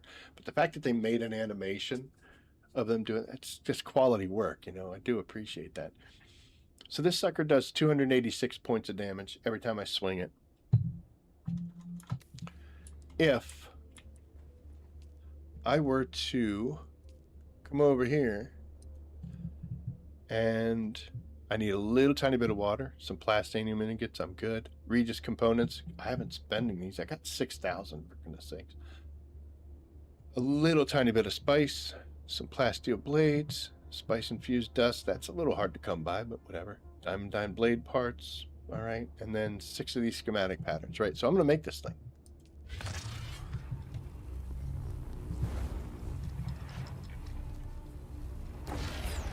Hooray, we made it. And now I'm going to come up here and we go to the augment machine, the augment station. I click on the branding blade and this is the one I have. My damage is going to go up 35%. So it's going to go from 286 to 388 per swing. Why wouldn't I do this? Why didn't I do this? Like, what am I saving? What's the matter with me? Yes, most stuff in Haga Basin falls down as soon as I swing at it, but there are some people out in the deep desert and in those testing stations that I got to hit several times. It's probably going to solve that problem. All because I don't want to put it on there because I can't take it off like it's permanent. So it's an extra 35% damage. That extra 35% damage, I want you to keep in mind, is because I'm a level 100 crafter. So I really put the effort into it. That's why I get that. Your results might vary, but I got to be honest, even if it's only a 10% increase, why wouldn't you do it? You know, don't grade 1 patterns stop dropping the higher if you go into dungeons, so you're forced to farm lower level dungeons just to get them? Yes. 100%. But when I do Landsrad missions that require me to go in there, I normally will skip them, but if I end up doing a Landsrad mission that makes me go into an overland dungeon, I'll do it on like level 1 or 2, and I'll get these things. Sometimes you'll get them when you go into testing stations in the deep desert. You'll get level 1 and 2s, and crash ships can have them too, like the big ones, the shipwreck things. Do you know as soon as you add that augment, you'll get a grade 5 from your next dungeon? Yep, but you know what? I'll get a grade 5 weapon and I'll put it on that. That's all I got is time, you know? And also, I'm being a little mouthy, but I have more than one blade sharpener. I have several of these grade 4 blade sharpeners. I sold most of the other good ones because I got myself stuck in a rut. But yeah, the only negative about this is it does take 2% durability away from the weapon itself. So right now I'm at 199. If I fully repaired it, it's going to drop that down to 197. But, oh no, I'm going to lose 2% of durability on a 200 sword that I made. So I can get 35.5% extra damage.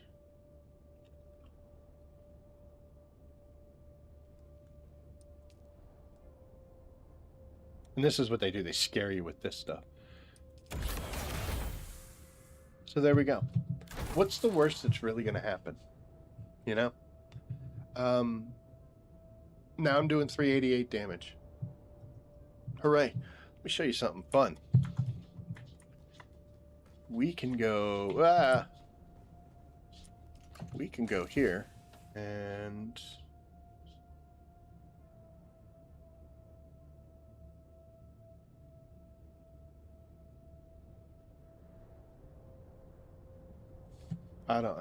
I should break that. That's not good for the usage. It's cool that it reduces the stamina cost to block and attack, but reduces damage. I mean, yeah, when you're fighting swordsmanships, other melee people, it does it.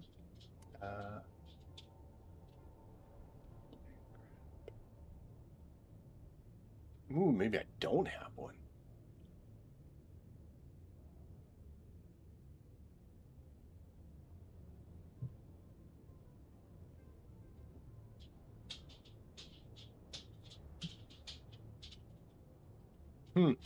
Thought I had more than one. I probably do in the other box, but that's stamina block. Let's get something that gives extra damage. That's a negative damage. We don't want that. That's a good one, because it's just literally does that.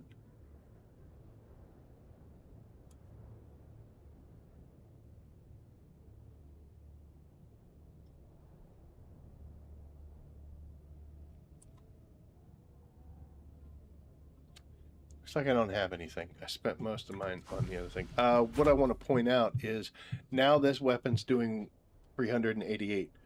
If I get another one of those augments and make it and pop it on there, it's going to do another 35% increase. This is a cumulative thing.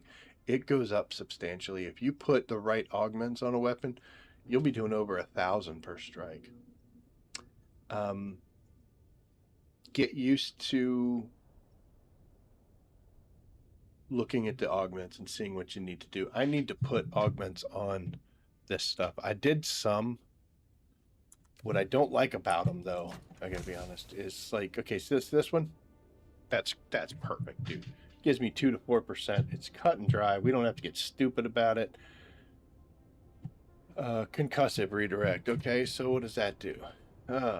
Well, it's going to make the explosions around me a little bit less damaging, but darts hurt me more. Well, then I don't care.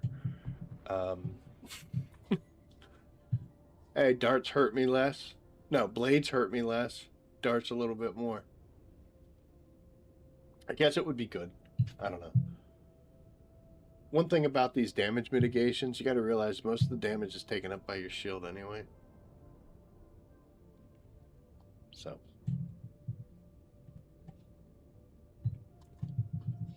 So this would be neat. To put on a set of armor that just for 152. Because it's going to take a little bit of the edge off of the electric damage. Not much, but anything can help, you know. You figure, let's just say we get lucky and it does 5%. We put 3 of them on there, we're going to get 15% reduction. That's substantial. And you could put that on every single one of your pieces of armor. Might be a little invulnerable. Hey, Shiala, how are you? I didn't know you stepped in here. I'm not late. You're exactly when you mean to. You know how to get on our good graces there, girl. You throw a Lord of the Rings quote in there.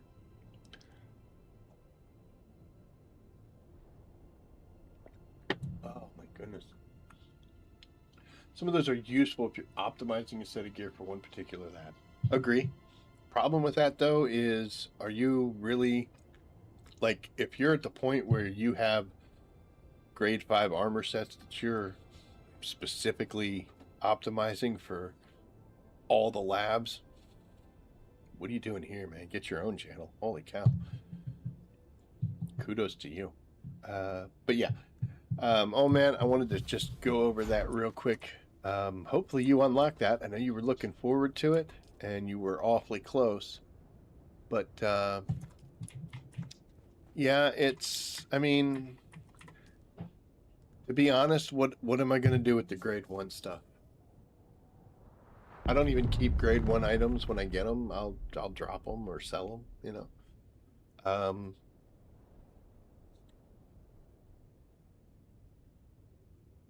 I just thought of something.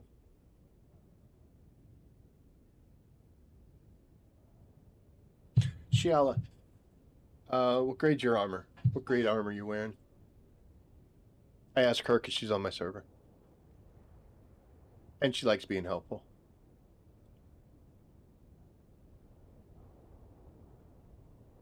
She also doesn't like answering in a timely manner. I'm just kidding. I know there's a slight delay. Grade 4 like me. Okay. Got a question. If I put grade 2 armor on the market, would you buy it? Not the schematic, the actual armor.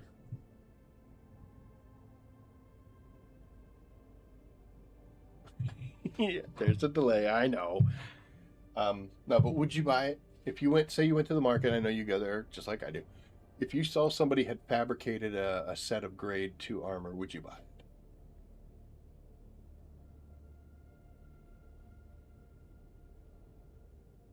And if there were augments on that grade 2 armor, would you buy it?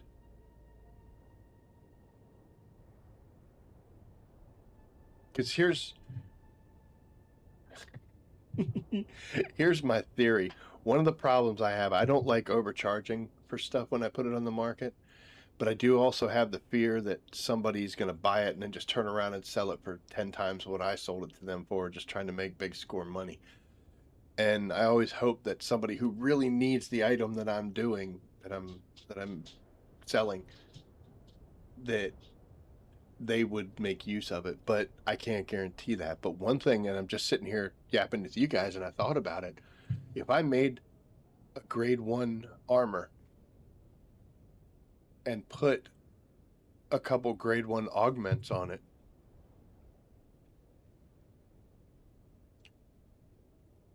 and didn't ask much for it, I think your higher grade tier people, yeah, that might be a way to get some of this stuff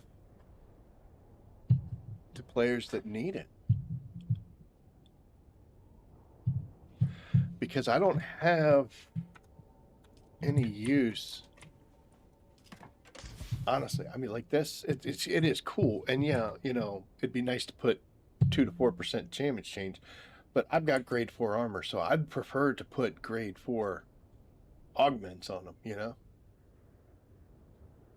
I wish I had one that was the exact same, but I don't think I do.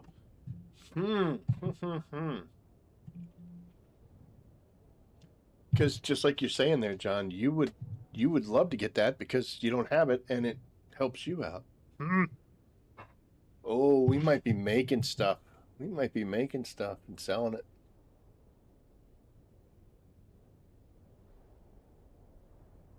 We might. Oh, okay. Well, I'm supposed to, here I am. It's almost 2 hours and I'm still yapping. We're supposed to be going out to the deep desert. Good God.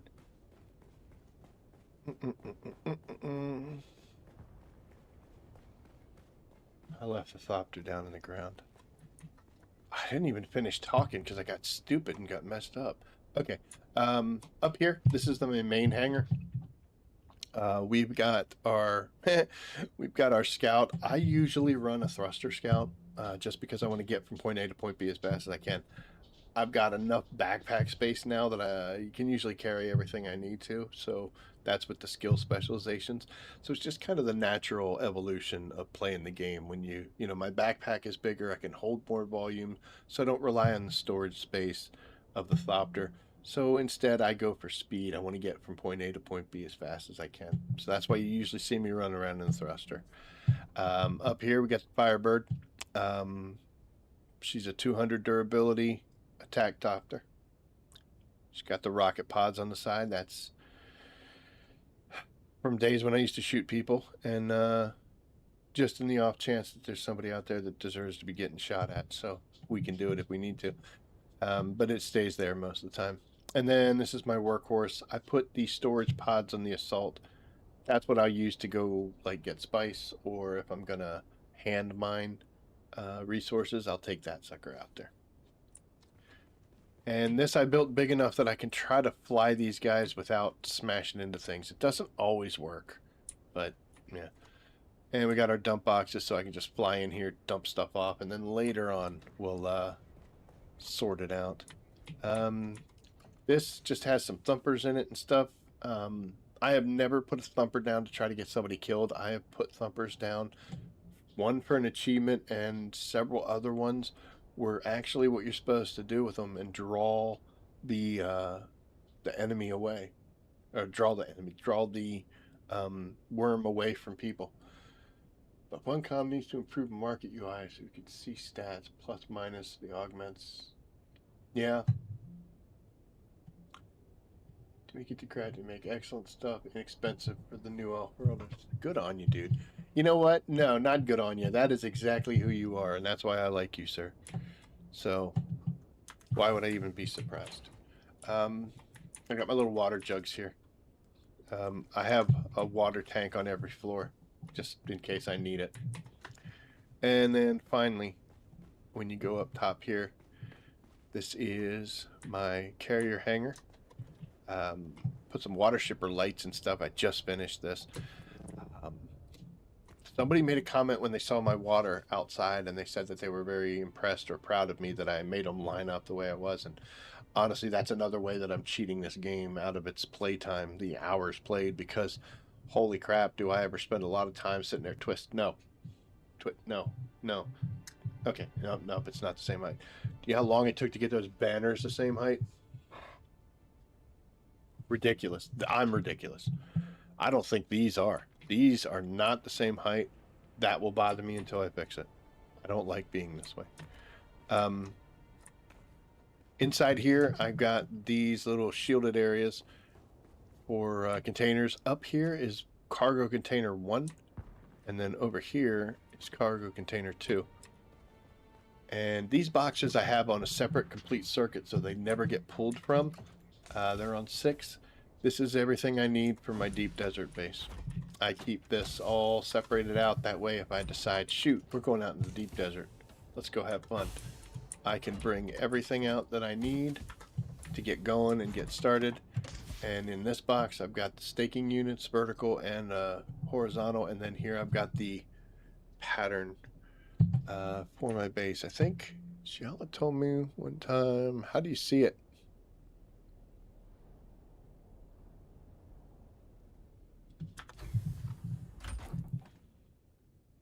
Preview. There she is. That is my little deep desert base, the combo base. If you watch my content often enough, you'll eventually see me out there with it. But yep, I keep that little scanner gun there with it, and that's what we take out there. But yeah, these cases right here are completely off the main circuit of the building. So when I decide I want to go out there, I take all of this stuff out, stick it in that cargo container, grab this sucker, take it out there, and away we go. We do have our sand crawler broken down and sitting in these boxes. I do have to break the buggy down when I do it. And then in these boxes over here, I have absolutely nothing in any of them because, I mean, symmetry, you know, it would just look silly if I didn't. I got to figure out what I want to put in those boxes. But yeah, I can get from one section of the base to another very quickly, and that to me is more important than having this grandiose, amazing sized base. More power to you if you want to do that. That's fine. You be you. But there's a price. If you expand beyond size, you know, if you want it to be a grand palace, that's what it's going to be. So you can run around as much as you want. I like to go a little squatty, little compact, kind of stuffed everything in there. I have my 6 wind traps up here, the generators on the roof, and then I've got 3 wind traps here and 3 on the other side. Tried to be as symmetrical as I could. There are hidden defects. Like, look at this. In order to get this to be different, it's not actually correct. Phone's dying, no more chat for me. Got a log. Oh, take care, Valentine. Thank you for stopping by. But yeah, so that's just a little tour of my base. Alert. A large sandstorm is approaching. I gotta admit, that used to be something that I would deal with now, and then after flying through the storm earlier, I'm kinda... I don't like who I'm becoming there, man.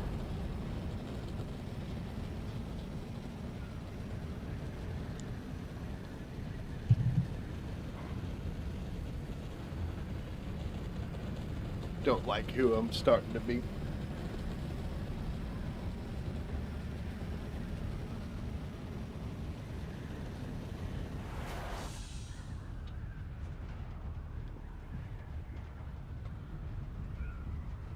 I am going to have to take a look at the Deep Desert map because I did see it, but I wasn't entirely sure. I keep that on my phone so that I can reference it whenever I have to. Forgotten Cells. That'll be a good one. And it's very close. So Forgotten Cells is in the top, well, the bottom of C2. Dude, that was probably really loud for you guys. I'm a douchebag.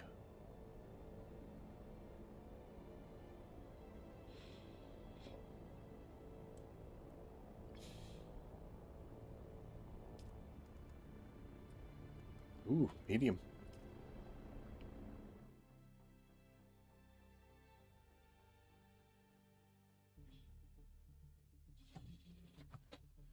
I don't think, I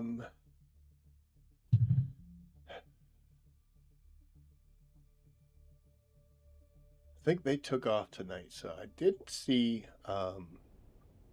Darkest Visions in the chat, so they don't get a shout out. But Old Man Alchemist, fun story as we're flying out to the testing station. I was at work, and it was a terrible day because it's always a terrible day.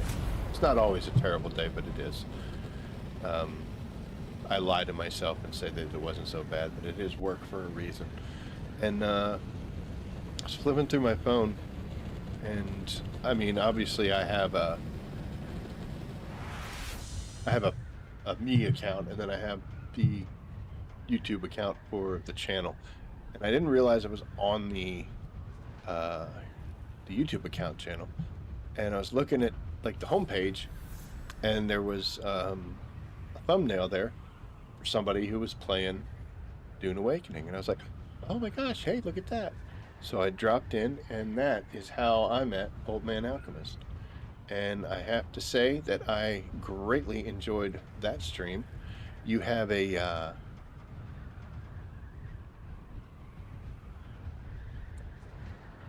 it's late, so I'm trying to figure out the word. I love your approach. You're just doing what you're doing. Whatever you want to do, that's what you're going to do. If you don't want to do it, you don't do it. And that I love. But you are sorry. Oh, we are passing over it. That's what I was thinking.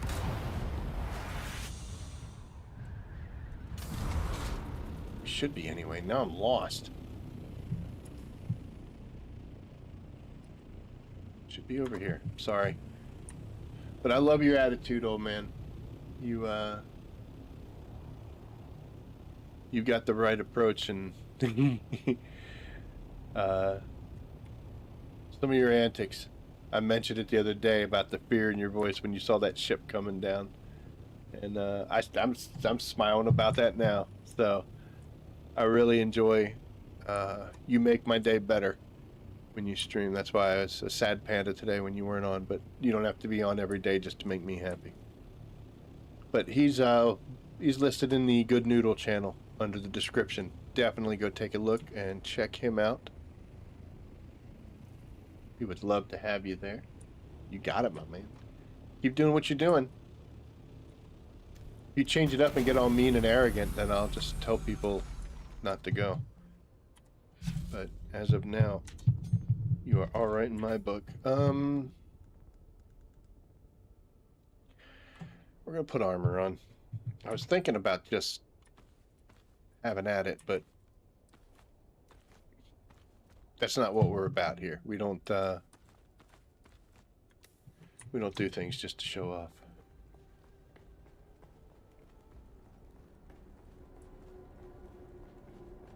Hey Shiala, I have a question. I have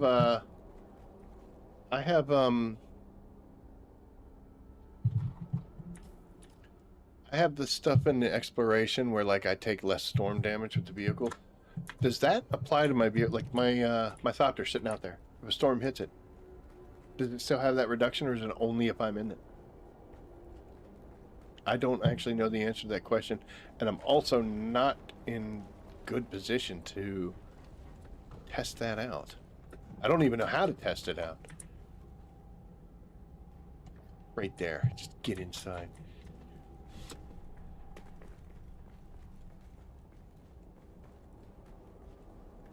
So, as I did in, oh no. There you go.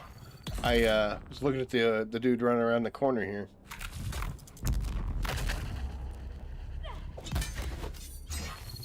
Wasn't paying attention to the guy that was directly in front of me. As I said in my stream a couple days ago, that if you want to do these but you're a little underpowered, just put it up in the chat and be like, hey, does anybody want to do this? And there's probably a pretty good chance that you'll get somebody who will come in and do it. We had at one point 8 people running these things when we set that up. But I'm going to go in here alone because even if you go in with people, you still got to take care of yourself. And like I said before, no one wants to be that guy. You don't want to be the one who's getting killed all the time. And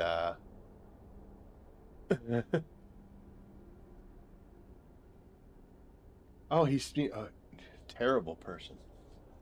How dare you be misleading? But anyway, if you go in here, you're still going to kind of have to hold your own.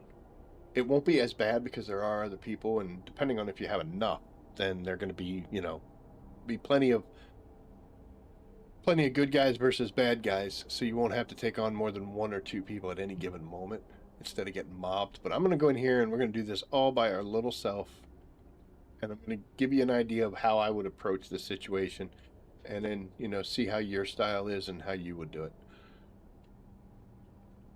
My goal, no matter what level, phase, whatever, is I've got to separate these guys out. In Haggard Basin, I'll just stand there and bully them. But here, I can't stand out in the middle of the open and let everybody shoot at me. Especially the chain gunner people, because they'll drop my shield eventually. They will get through it. So we got to play smart. And the smart way to play this is, if you look in here, there's one guy there. There's one guy who's a chain gunner there. And there's another dude that headed off that way. I'm not going to run in here and do a 3-on-1. I've got to separate them out. The best way to separate them out is to use the cover in the room. And keep in mind that big chain guy there, although he could do the most damage, he's going to be very slow to maneuver. Oh, it looks like there's at least another one in there, so it's 4. There's one over there, and then chain gunner. So I got to break this up into smaller fights so that I don't get mobbed. So we have 1, 2, 3 people over here, which means whoever that person is over there, they're alone.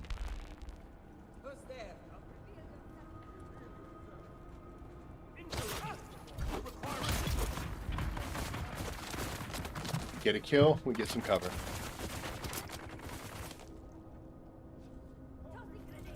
Now they're going to stand there and throw stuff at us, but they don't get too brave.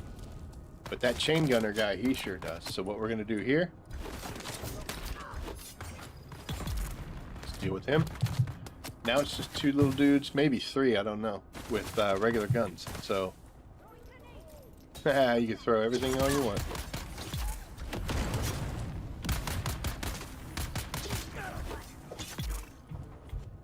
That might be it.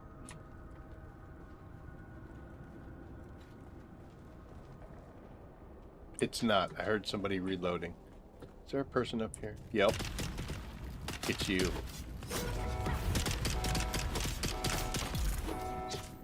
Okay, bad guys coming out.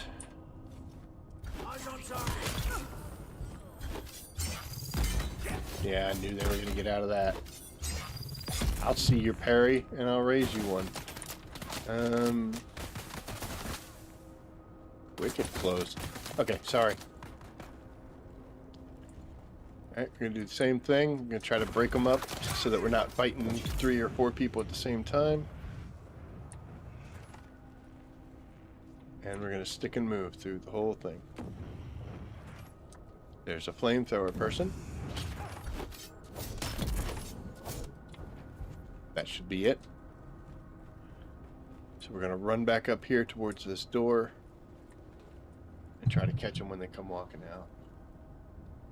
If you come up here and it takes more than like 10, 15 seconds, as you can see, then there's somebody else still alive. Shields up. Yeah. One down. Did not want to get caught by that sensor blast, but be okay. Use the stairs as cover. Got a melee person coming up here. We're gonna deal with the fire guy.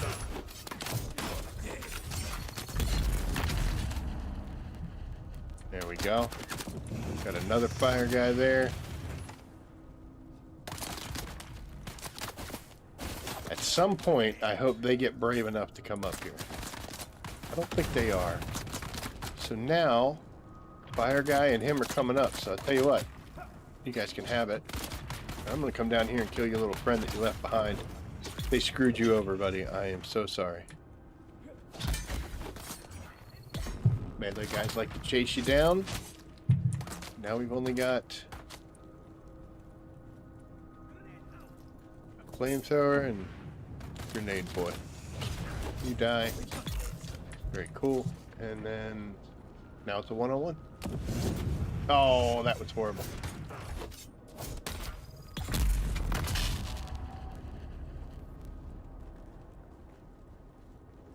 And that should be it.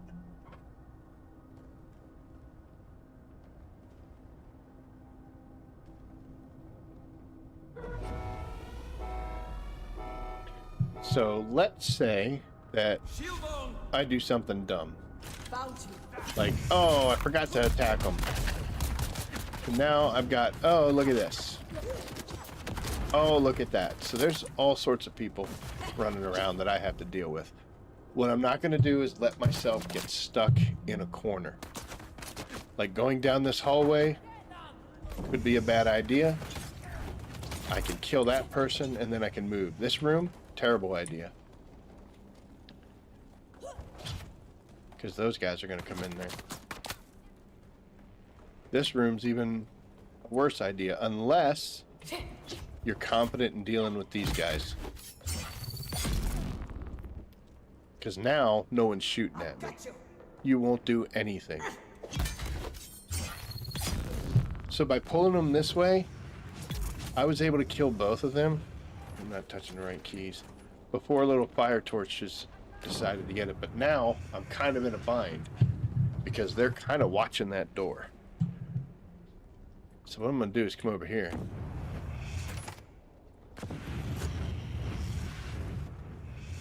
Bye.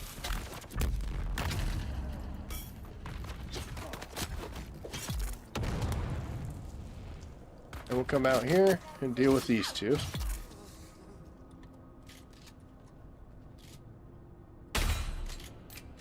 Throw a little bit of poison tick damage on these guys, see what they think about that.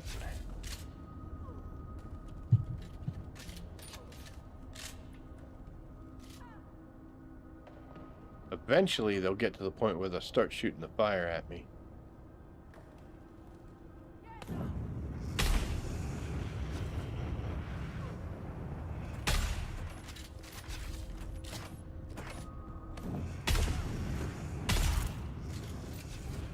She is tough. Not so tough. Access granted. So break it up. If you keep going, you know, like you run in there and everybody mobs you, now it's 1-on-5 or 1-on-6 or whatever it is. But if you could break it up into smaller little fights, you're going to have such a better time. We are not done here, though. We have to go up this way.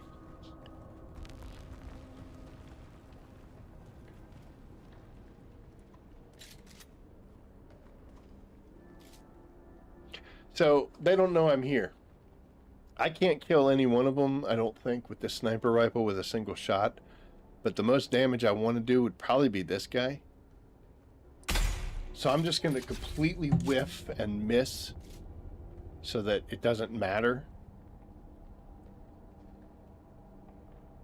I don't think that's going to be hitting him, though. Hopefully you do not watch my channel for the excellence.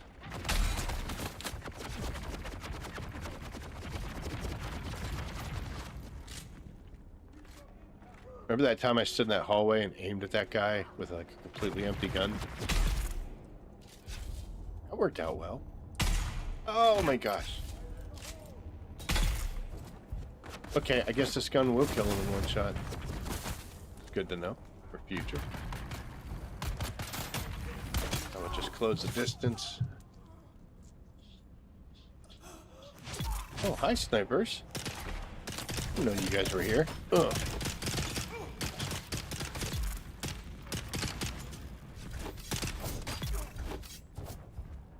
He's gonna think about me and his nightmares.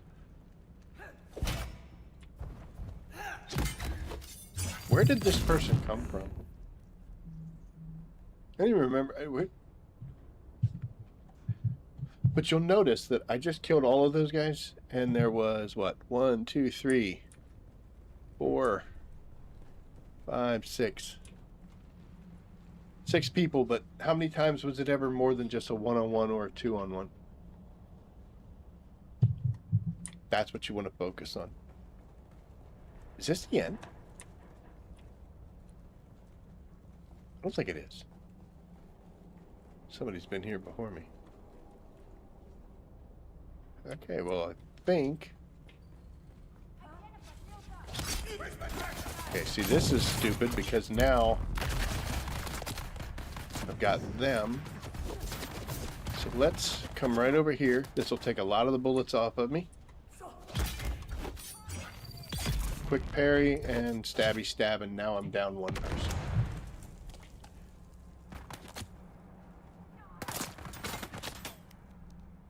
I'm going to stand here. We're going to let that chain gunner or flamethrower, whoever you are, we're going to let them come nice and close.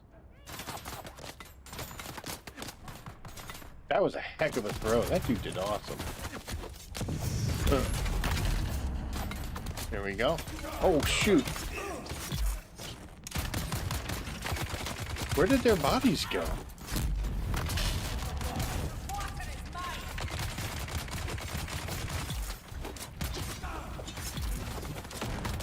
Okay, so I stood there too long. Played around, we had to get killing.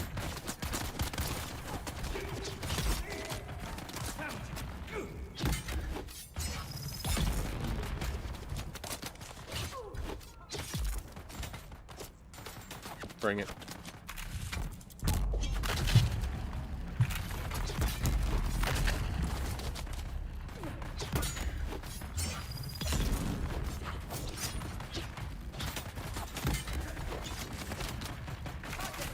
Sorry, we're getting a little involved here.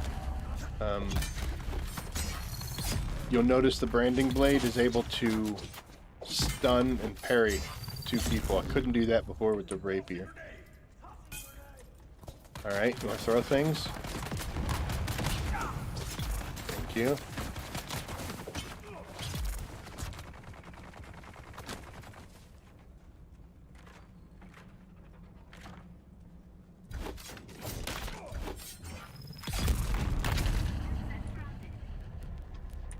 Okay, that was more fun than I thought it was going to be. And I still don't think we're done. I think there's one more room. At least take something here.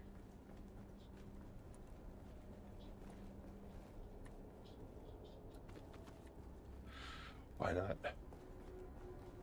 Okay, point being though, I'm doing stick and move. Break it up into as many 1-on-1 or 1-on-2 fights as you can, and prioritize your enemies. Your melee people, I like to take them out first because they are so annoying. You're trying to do something and then all of a sudden they're and if you let more than one in there, they can start chaining their attacks, which is the reason that me and the Masquerade have an ongoing feud. We 100% that they ganged up on me one time, and I'm never gonna forget them. I told old man, They, three of them ganged up on me one time, and they had me kind of stun locked, so all I could do is just stand there and watch me die. And then I respawned, and then I came back at them like Anakin Skywalker. And they now tell their children stories about me to scare them. At the end of October, there's a bunch of my faces on pumpkins. But that's why I like to get rid of the melees first. Plus, the melees will cover the distance. Like, these guys like to throw grenades and do all sorts of dumb stuff. But the melee people... Hey, intel. The melee people will close the distance. They'll come running up to you. I should have that chain gunner coming around the corner any second now. There's two of them.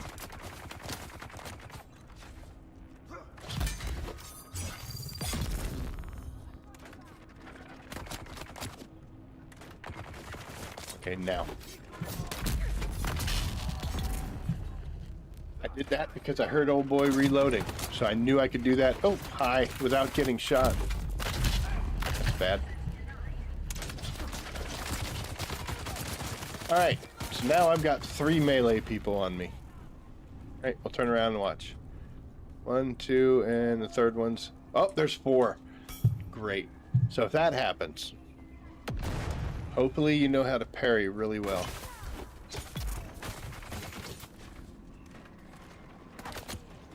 We have got to get them separate.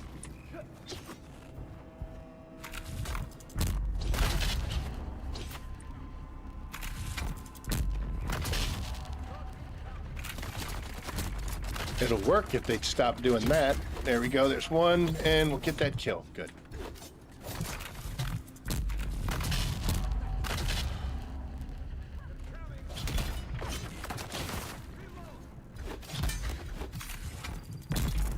Back up. Perfect. Couldn't get that last one. You need to go, just because I'm mad at you now. And we'll come in here.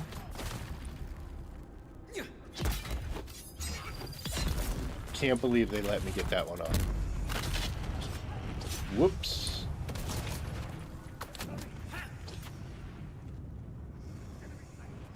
Let's go down here.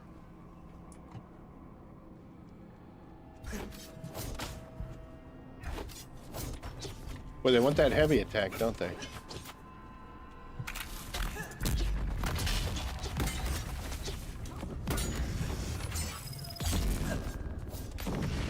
Time to move.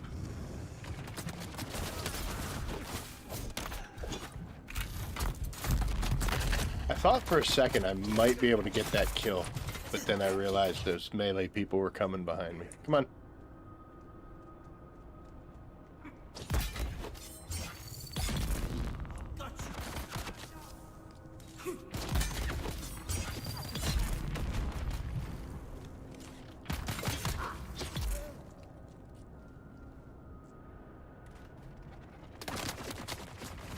I think we might be somewhat under control.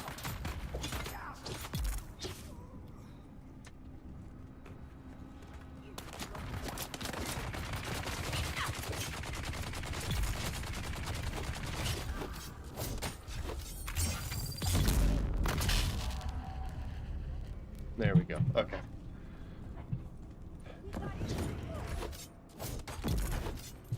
Nope.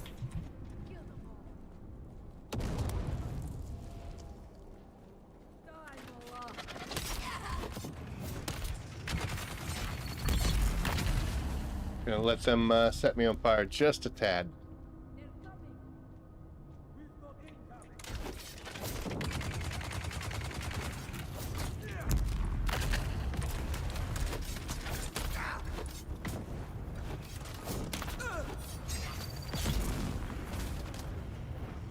I don't care about being set on fire. I probably should, but...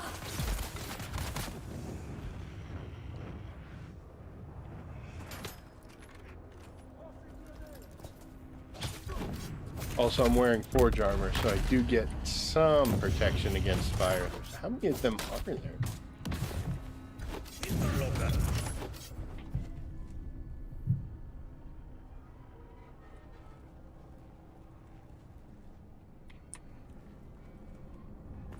There's someone left? Is there a whole bunch more? Oh, great. A whole bunch more. Okay. We'll try to get some cheap kills right here. Yep, that's one up.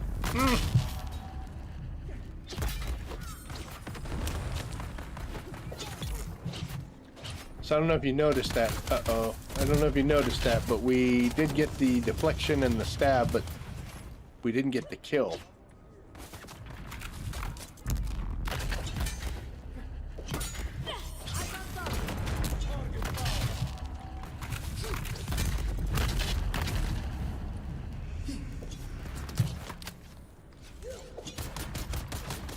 Okay, we gotta jump down.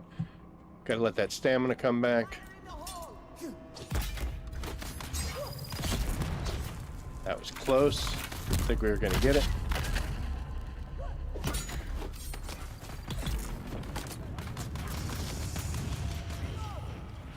Let's relocate.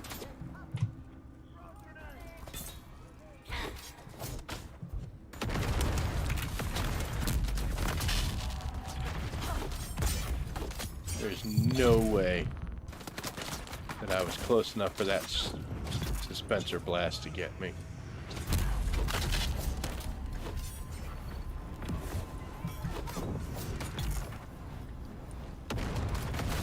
Once again, we're on fire.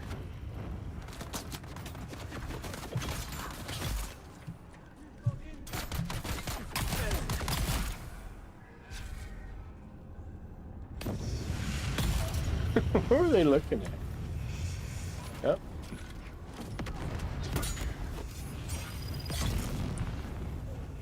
Once you get enough familiarity with that parrying, you can do it when you're getting set on fire. Oh my gosh.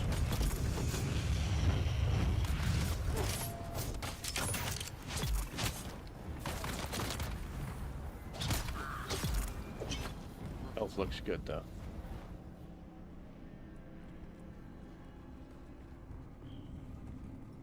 Someone's alive. There you are. Access granted. Yay.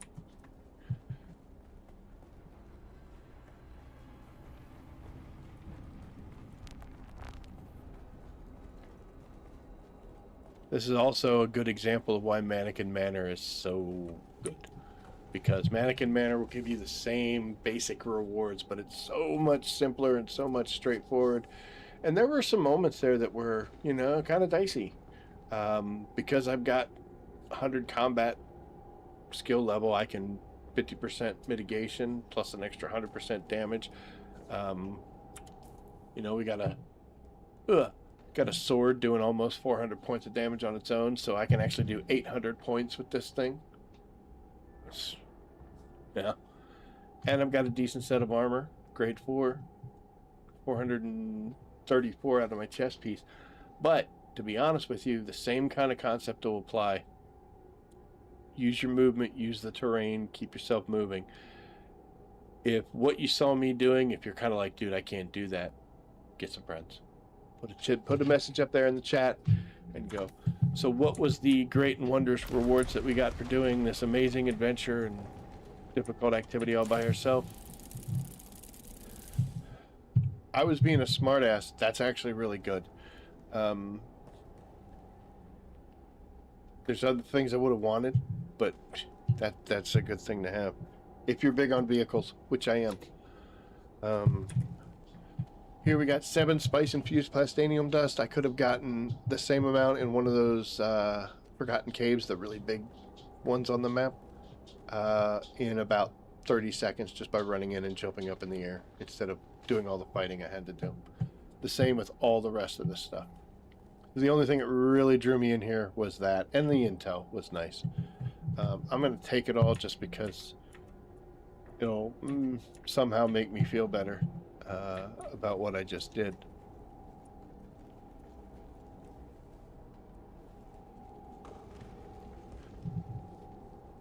Melee is important. At first I wasn't so keen on it, and then I started realizing that the only way that I used to be able to deal with a shielded opponent was a drill shot, And it didn't take long before the drill shot stopped working real well. And I'm like, dude, why am I putting... If you hit somebody with both drill shots, it'll stun them. I used to have to stun lock people and just keep pouring the 2 on them to keep them from shooting at me. And it got bad. Once I started doing the melee and learning how to parry, changed my gameplay. There were a lot of moments there you saw where I would get a really quick parry off. Sometimes even like, you know, so close or not an ideal vision. If you're not good at melee, go practice. Like I said in the video I did earlier in the week, go out to Haga Basin, go back a couple tiers and find somebody and just practice. And you'll love the way that turns out. Might take a while, might be frustrating, but trust me, you're really gonna... Same with the disruptors, in my opinion. They do not remove enemy shields. That's great for the carrier. I got that on mine. Moves faster, consumes less power. Yep, like I said, I was being a smart mouth, and the game showed me up. It actually gave me something really good. I was expecting maybe like a pair of boots or something similar to that, but yeah, I feel bad. I was making fun of the game and the game spanked me. That's another thing. Whenever you shoot a gun, your shield drops, and anybody else that's shooting at you does bad things. What's up, Darkest Visions? Okay, now I gotta be nice to you. Thought I was gonna get away from it. So I was watching Old Man Alchemist, his stream, and he mentioned these two, and the first day I didn't check them out. I don't remember why. I think I might have been streaming myself, and then I had stuff I had to do, so I didn't check them out. But I did check them out the next day, and they are fun as well. Although there is one thing that the 3 of you have that I do not like, and it's the fact that you guys have a much better sense of camaraderie about your gameplay than I do. I got to be honest, it's my own fault. The only person I talk to on my own server really is Shiala.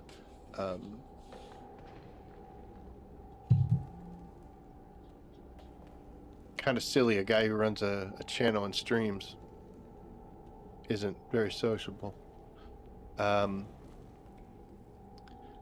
Yeah, I watch you guys play and I'm like, man, that is cool. That is cool.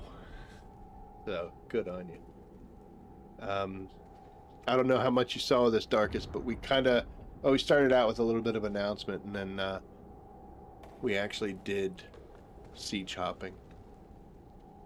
You can do that for industrial pumps. Go to Sentinel City, siege hop, go back to Sentinel City, and everything will be reset. But yeah, this was nice, but yeah, if you're not good with melee, get good with melee, because it will help you out immensely, especially in situations like that.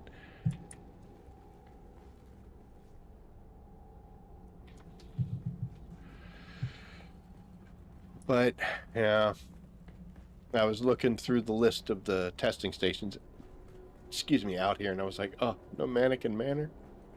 That's terrible. It's 2 weeks without Mannequin Manor.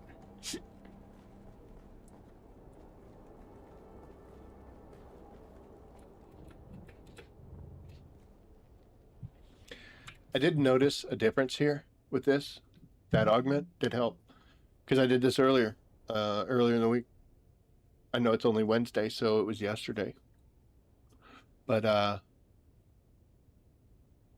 apparently that little bit made a difference. There were a lot of things dying in 2 swings that used to die in 3. So for something that I would leave in the box and not use. Don't be like me. Make use of your augments. I know it seems counterintuitive, like you're like, well, I don't want to put it on there if I'm not going to use it. Eventually, you're not going to use anything. This armor has gotten me through months of gameplay, and as soon as I get the 5 set, guess where this is going to go?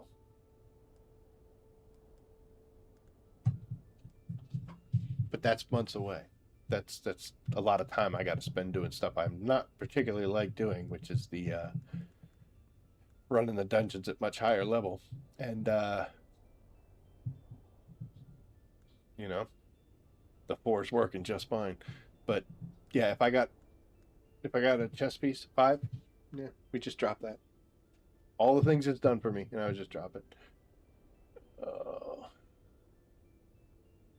That's why I did it, to help you. I'm also we should have we should be making a video tomorrow, and it probably will get released tomorrow, covering the whole thing. But Jack, do you have any video about your build, melee, etc.? I was playing mostly ranged solo, but planning to start again. 100 million Solari from selling pumps? You horrible, horrible person, taking advantage of the poor, thirsty people who don't have water. Do I have a video about my build? I do not, but what we can do,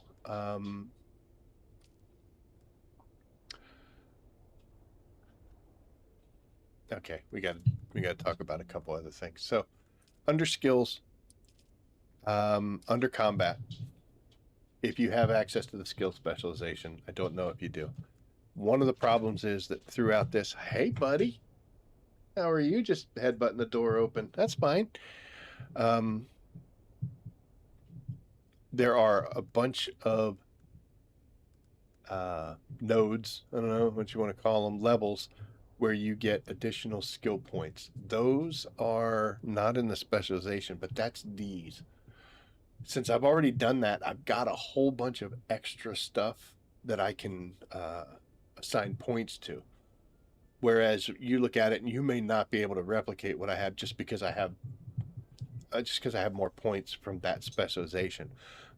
But what you can do, this is something you can do. I don't agree with this. I think this could have been done in a better way, but you can set your skills and do all your stuff. And let's say you're out there catching spice and you're doing stuff like that. And then all of a sudden you're going to be like, you know what? I want to go out to the deep desert and I want to do these testing stations. So you're going to want to be more combat oriented. Make tough choices. For instance, for me, I have vehicle mining and then I have cut array mining. I can say I'm going to bring my buggy out and I'm only going to use it. I'm not going to bother to cut array, and I can save those skill points that I used for here. If I take the crawler out, I don't need the compactor to be that, so I could save points there. How are you saving points? Down here, you've got this re-attribute skills or re-attribute skills. If you click that button, it'll wipe everything and give you all your skill points back, and you can go in and reset them. I don't agree with that because sometimes you just want to change 1 or 2 things, and instead you got to rebuild your whole character. But this is what they gave us, so this is what we have to do. But as far as fighting goes, the trooper and the sword master are going to do wonders for you. There's no reason to not have Shigawire Claw. Even if it's just to move around the map, Shigawire Claw is huge. The rest of this stuff, as you see, I don't choose them. Like here, scattergun damage. Oh yeah, I got that because I use a scattergun. But I don't use a heavy weapon, so there's no points going in that. I don't use a disruptor, no points. Mostly, I do melee. So if you look at Swordmaster, we've got blade damage. I've got long blade damage, which is another reason why when I said I wanted to use another blade, I went from a rapier to a sword, not from a rapier to burning blades, because I know I've already got points here.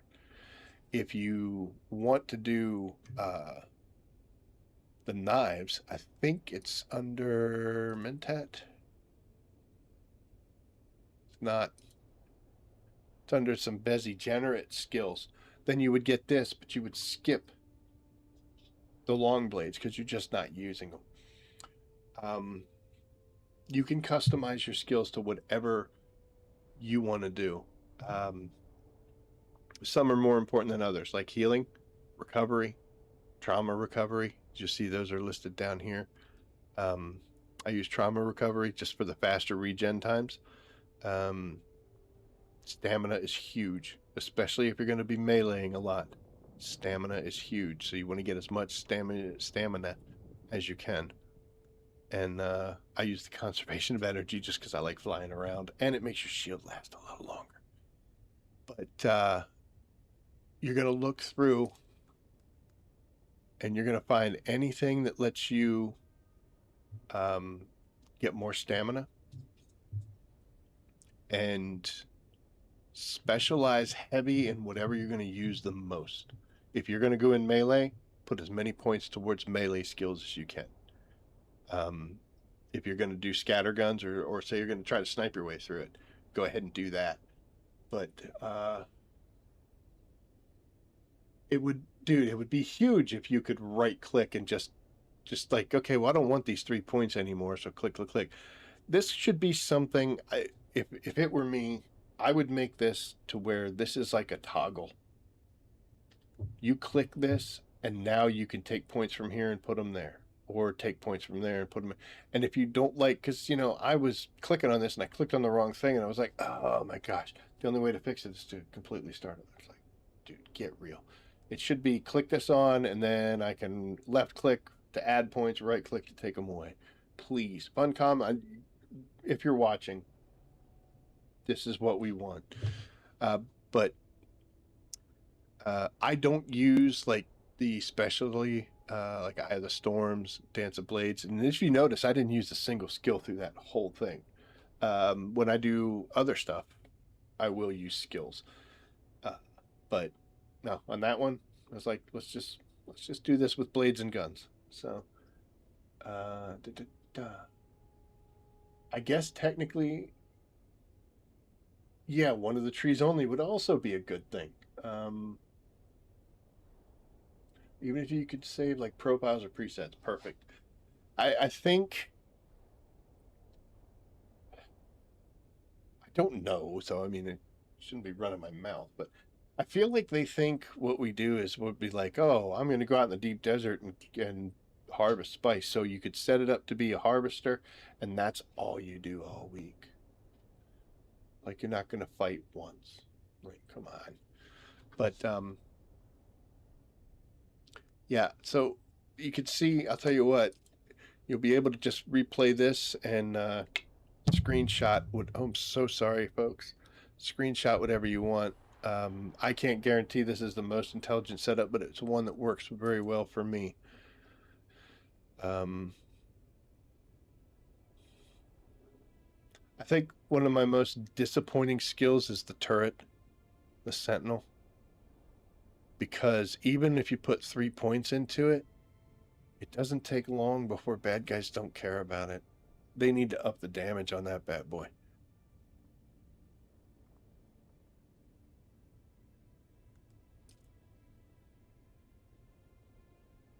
We're just doing this so this way you could go back and you could see where I spent my points. I would suggest, like I said, pick one, whether you're going to do long blades or short blades. Get as much damage as you can for that. Go to the Bene Gesserit, pick up all these healings, and also in Swordmaster, get extra stamina. I mean, I took this because I had to get it in order to get the rest of the stuff. Same thing here. Poise damage, bleed tolerance, etc. But there you go. That would be my advice. Do I have a build? I would have to say I'd have to reattribute my skills right now and do some things. Like, for instance, I don't need that. I can recognize the density of a spice bed from surveys. I can do that with my own eyes. The whole thing. I always take every bit of spice. So, you know, that's points I kind of wasted. I needed the turret in order to get this stuff. And watch out to make sure you don't take fighting stats. Like this one, marksman, right? You get headshot damage. That's cool. So here, rifle damage, range damage, and headshot damage. Those actually work really well. I never took any of the headshot damage because I was using the suspensor field. Or no, not the suspensor field. Dude, I did this the other night.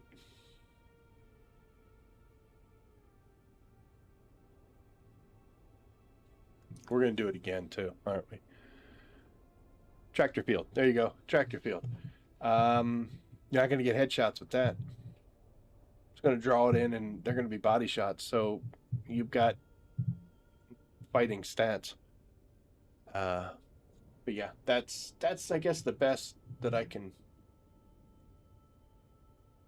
explain to you the way to do it. I wish we could change this. You can change it quite often. I think it's like a 24-hour timer or something. Just I'm not brave enough to hit that button. It's too late in the night.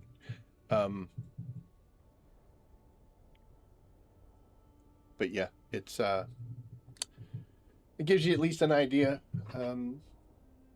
A point, like for here, let's say you can only have enough skill points open to get one instead of the, like I've got all 3 for 15. One's better than none if you're going to use scatter guns. And also, like, I don't use sniper rifles that often when I'm doing dungeons, so having all these points, I think it's like here, none of those are helping me.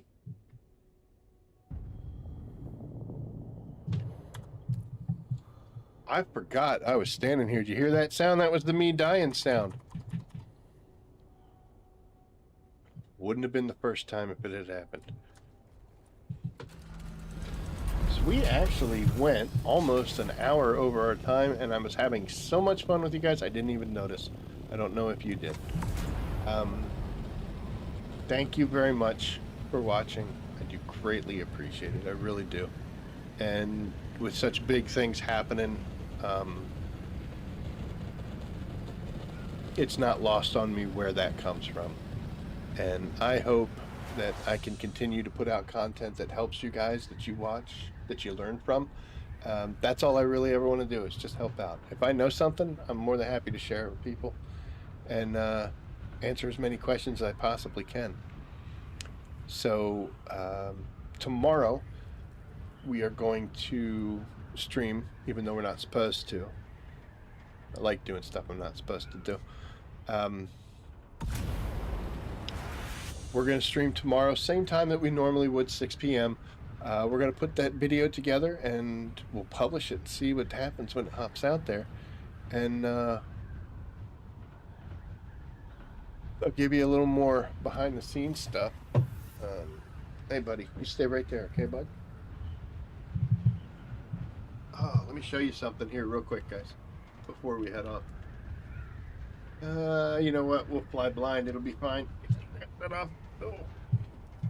And we'll turn the light on.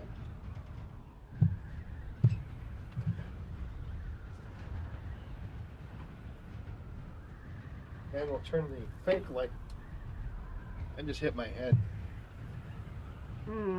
That's my jukebox back there. I always wanted one, and I found a guy that was selling one that was broken, so I fixed it. Now it's not broken anymore. And we'll do this. Oh, you stay there. Okay, stay right there.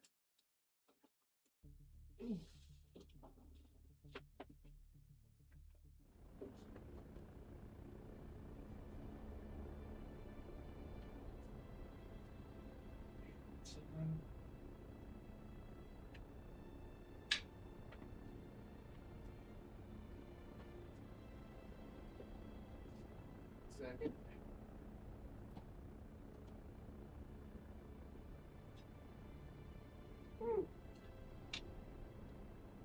Yep.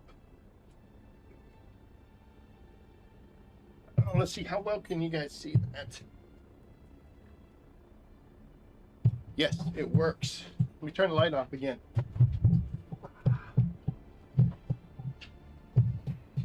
It is a 1974 and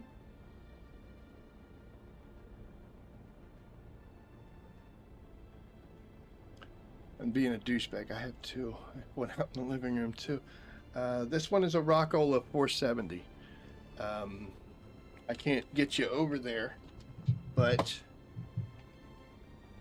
I did this before because I wanted to see what it would look like on camera, and my son was in here, And he laughed and he said, "It looks like I'm Indiana Jones opening up the Ark of the Covenant." But here.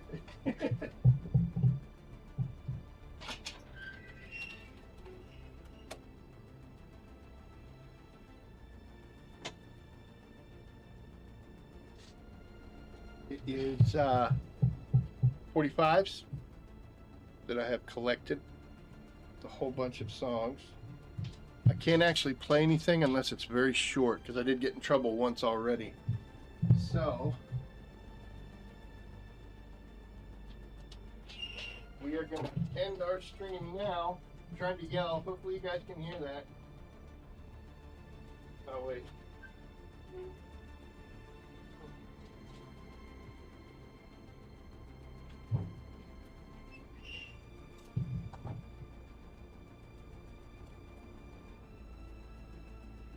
Yeah, we're doing illegal stuff. I'm still on stream. So, all right. I don't know if you think. Oh. But anyway, guys, thank you so much for watching.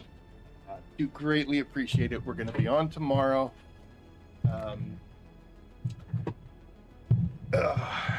To pick up where we left off.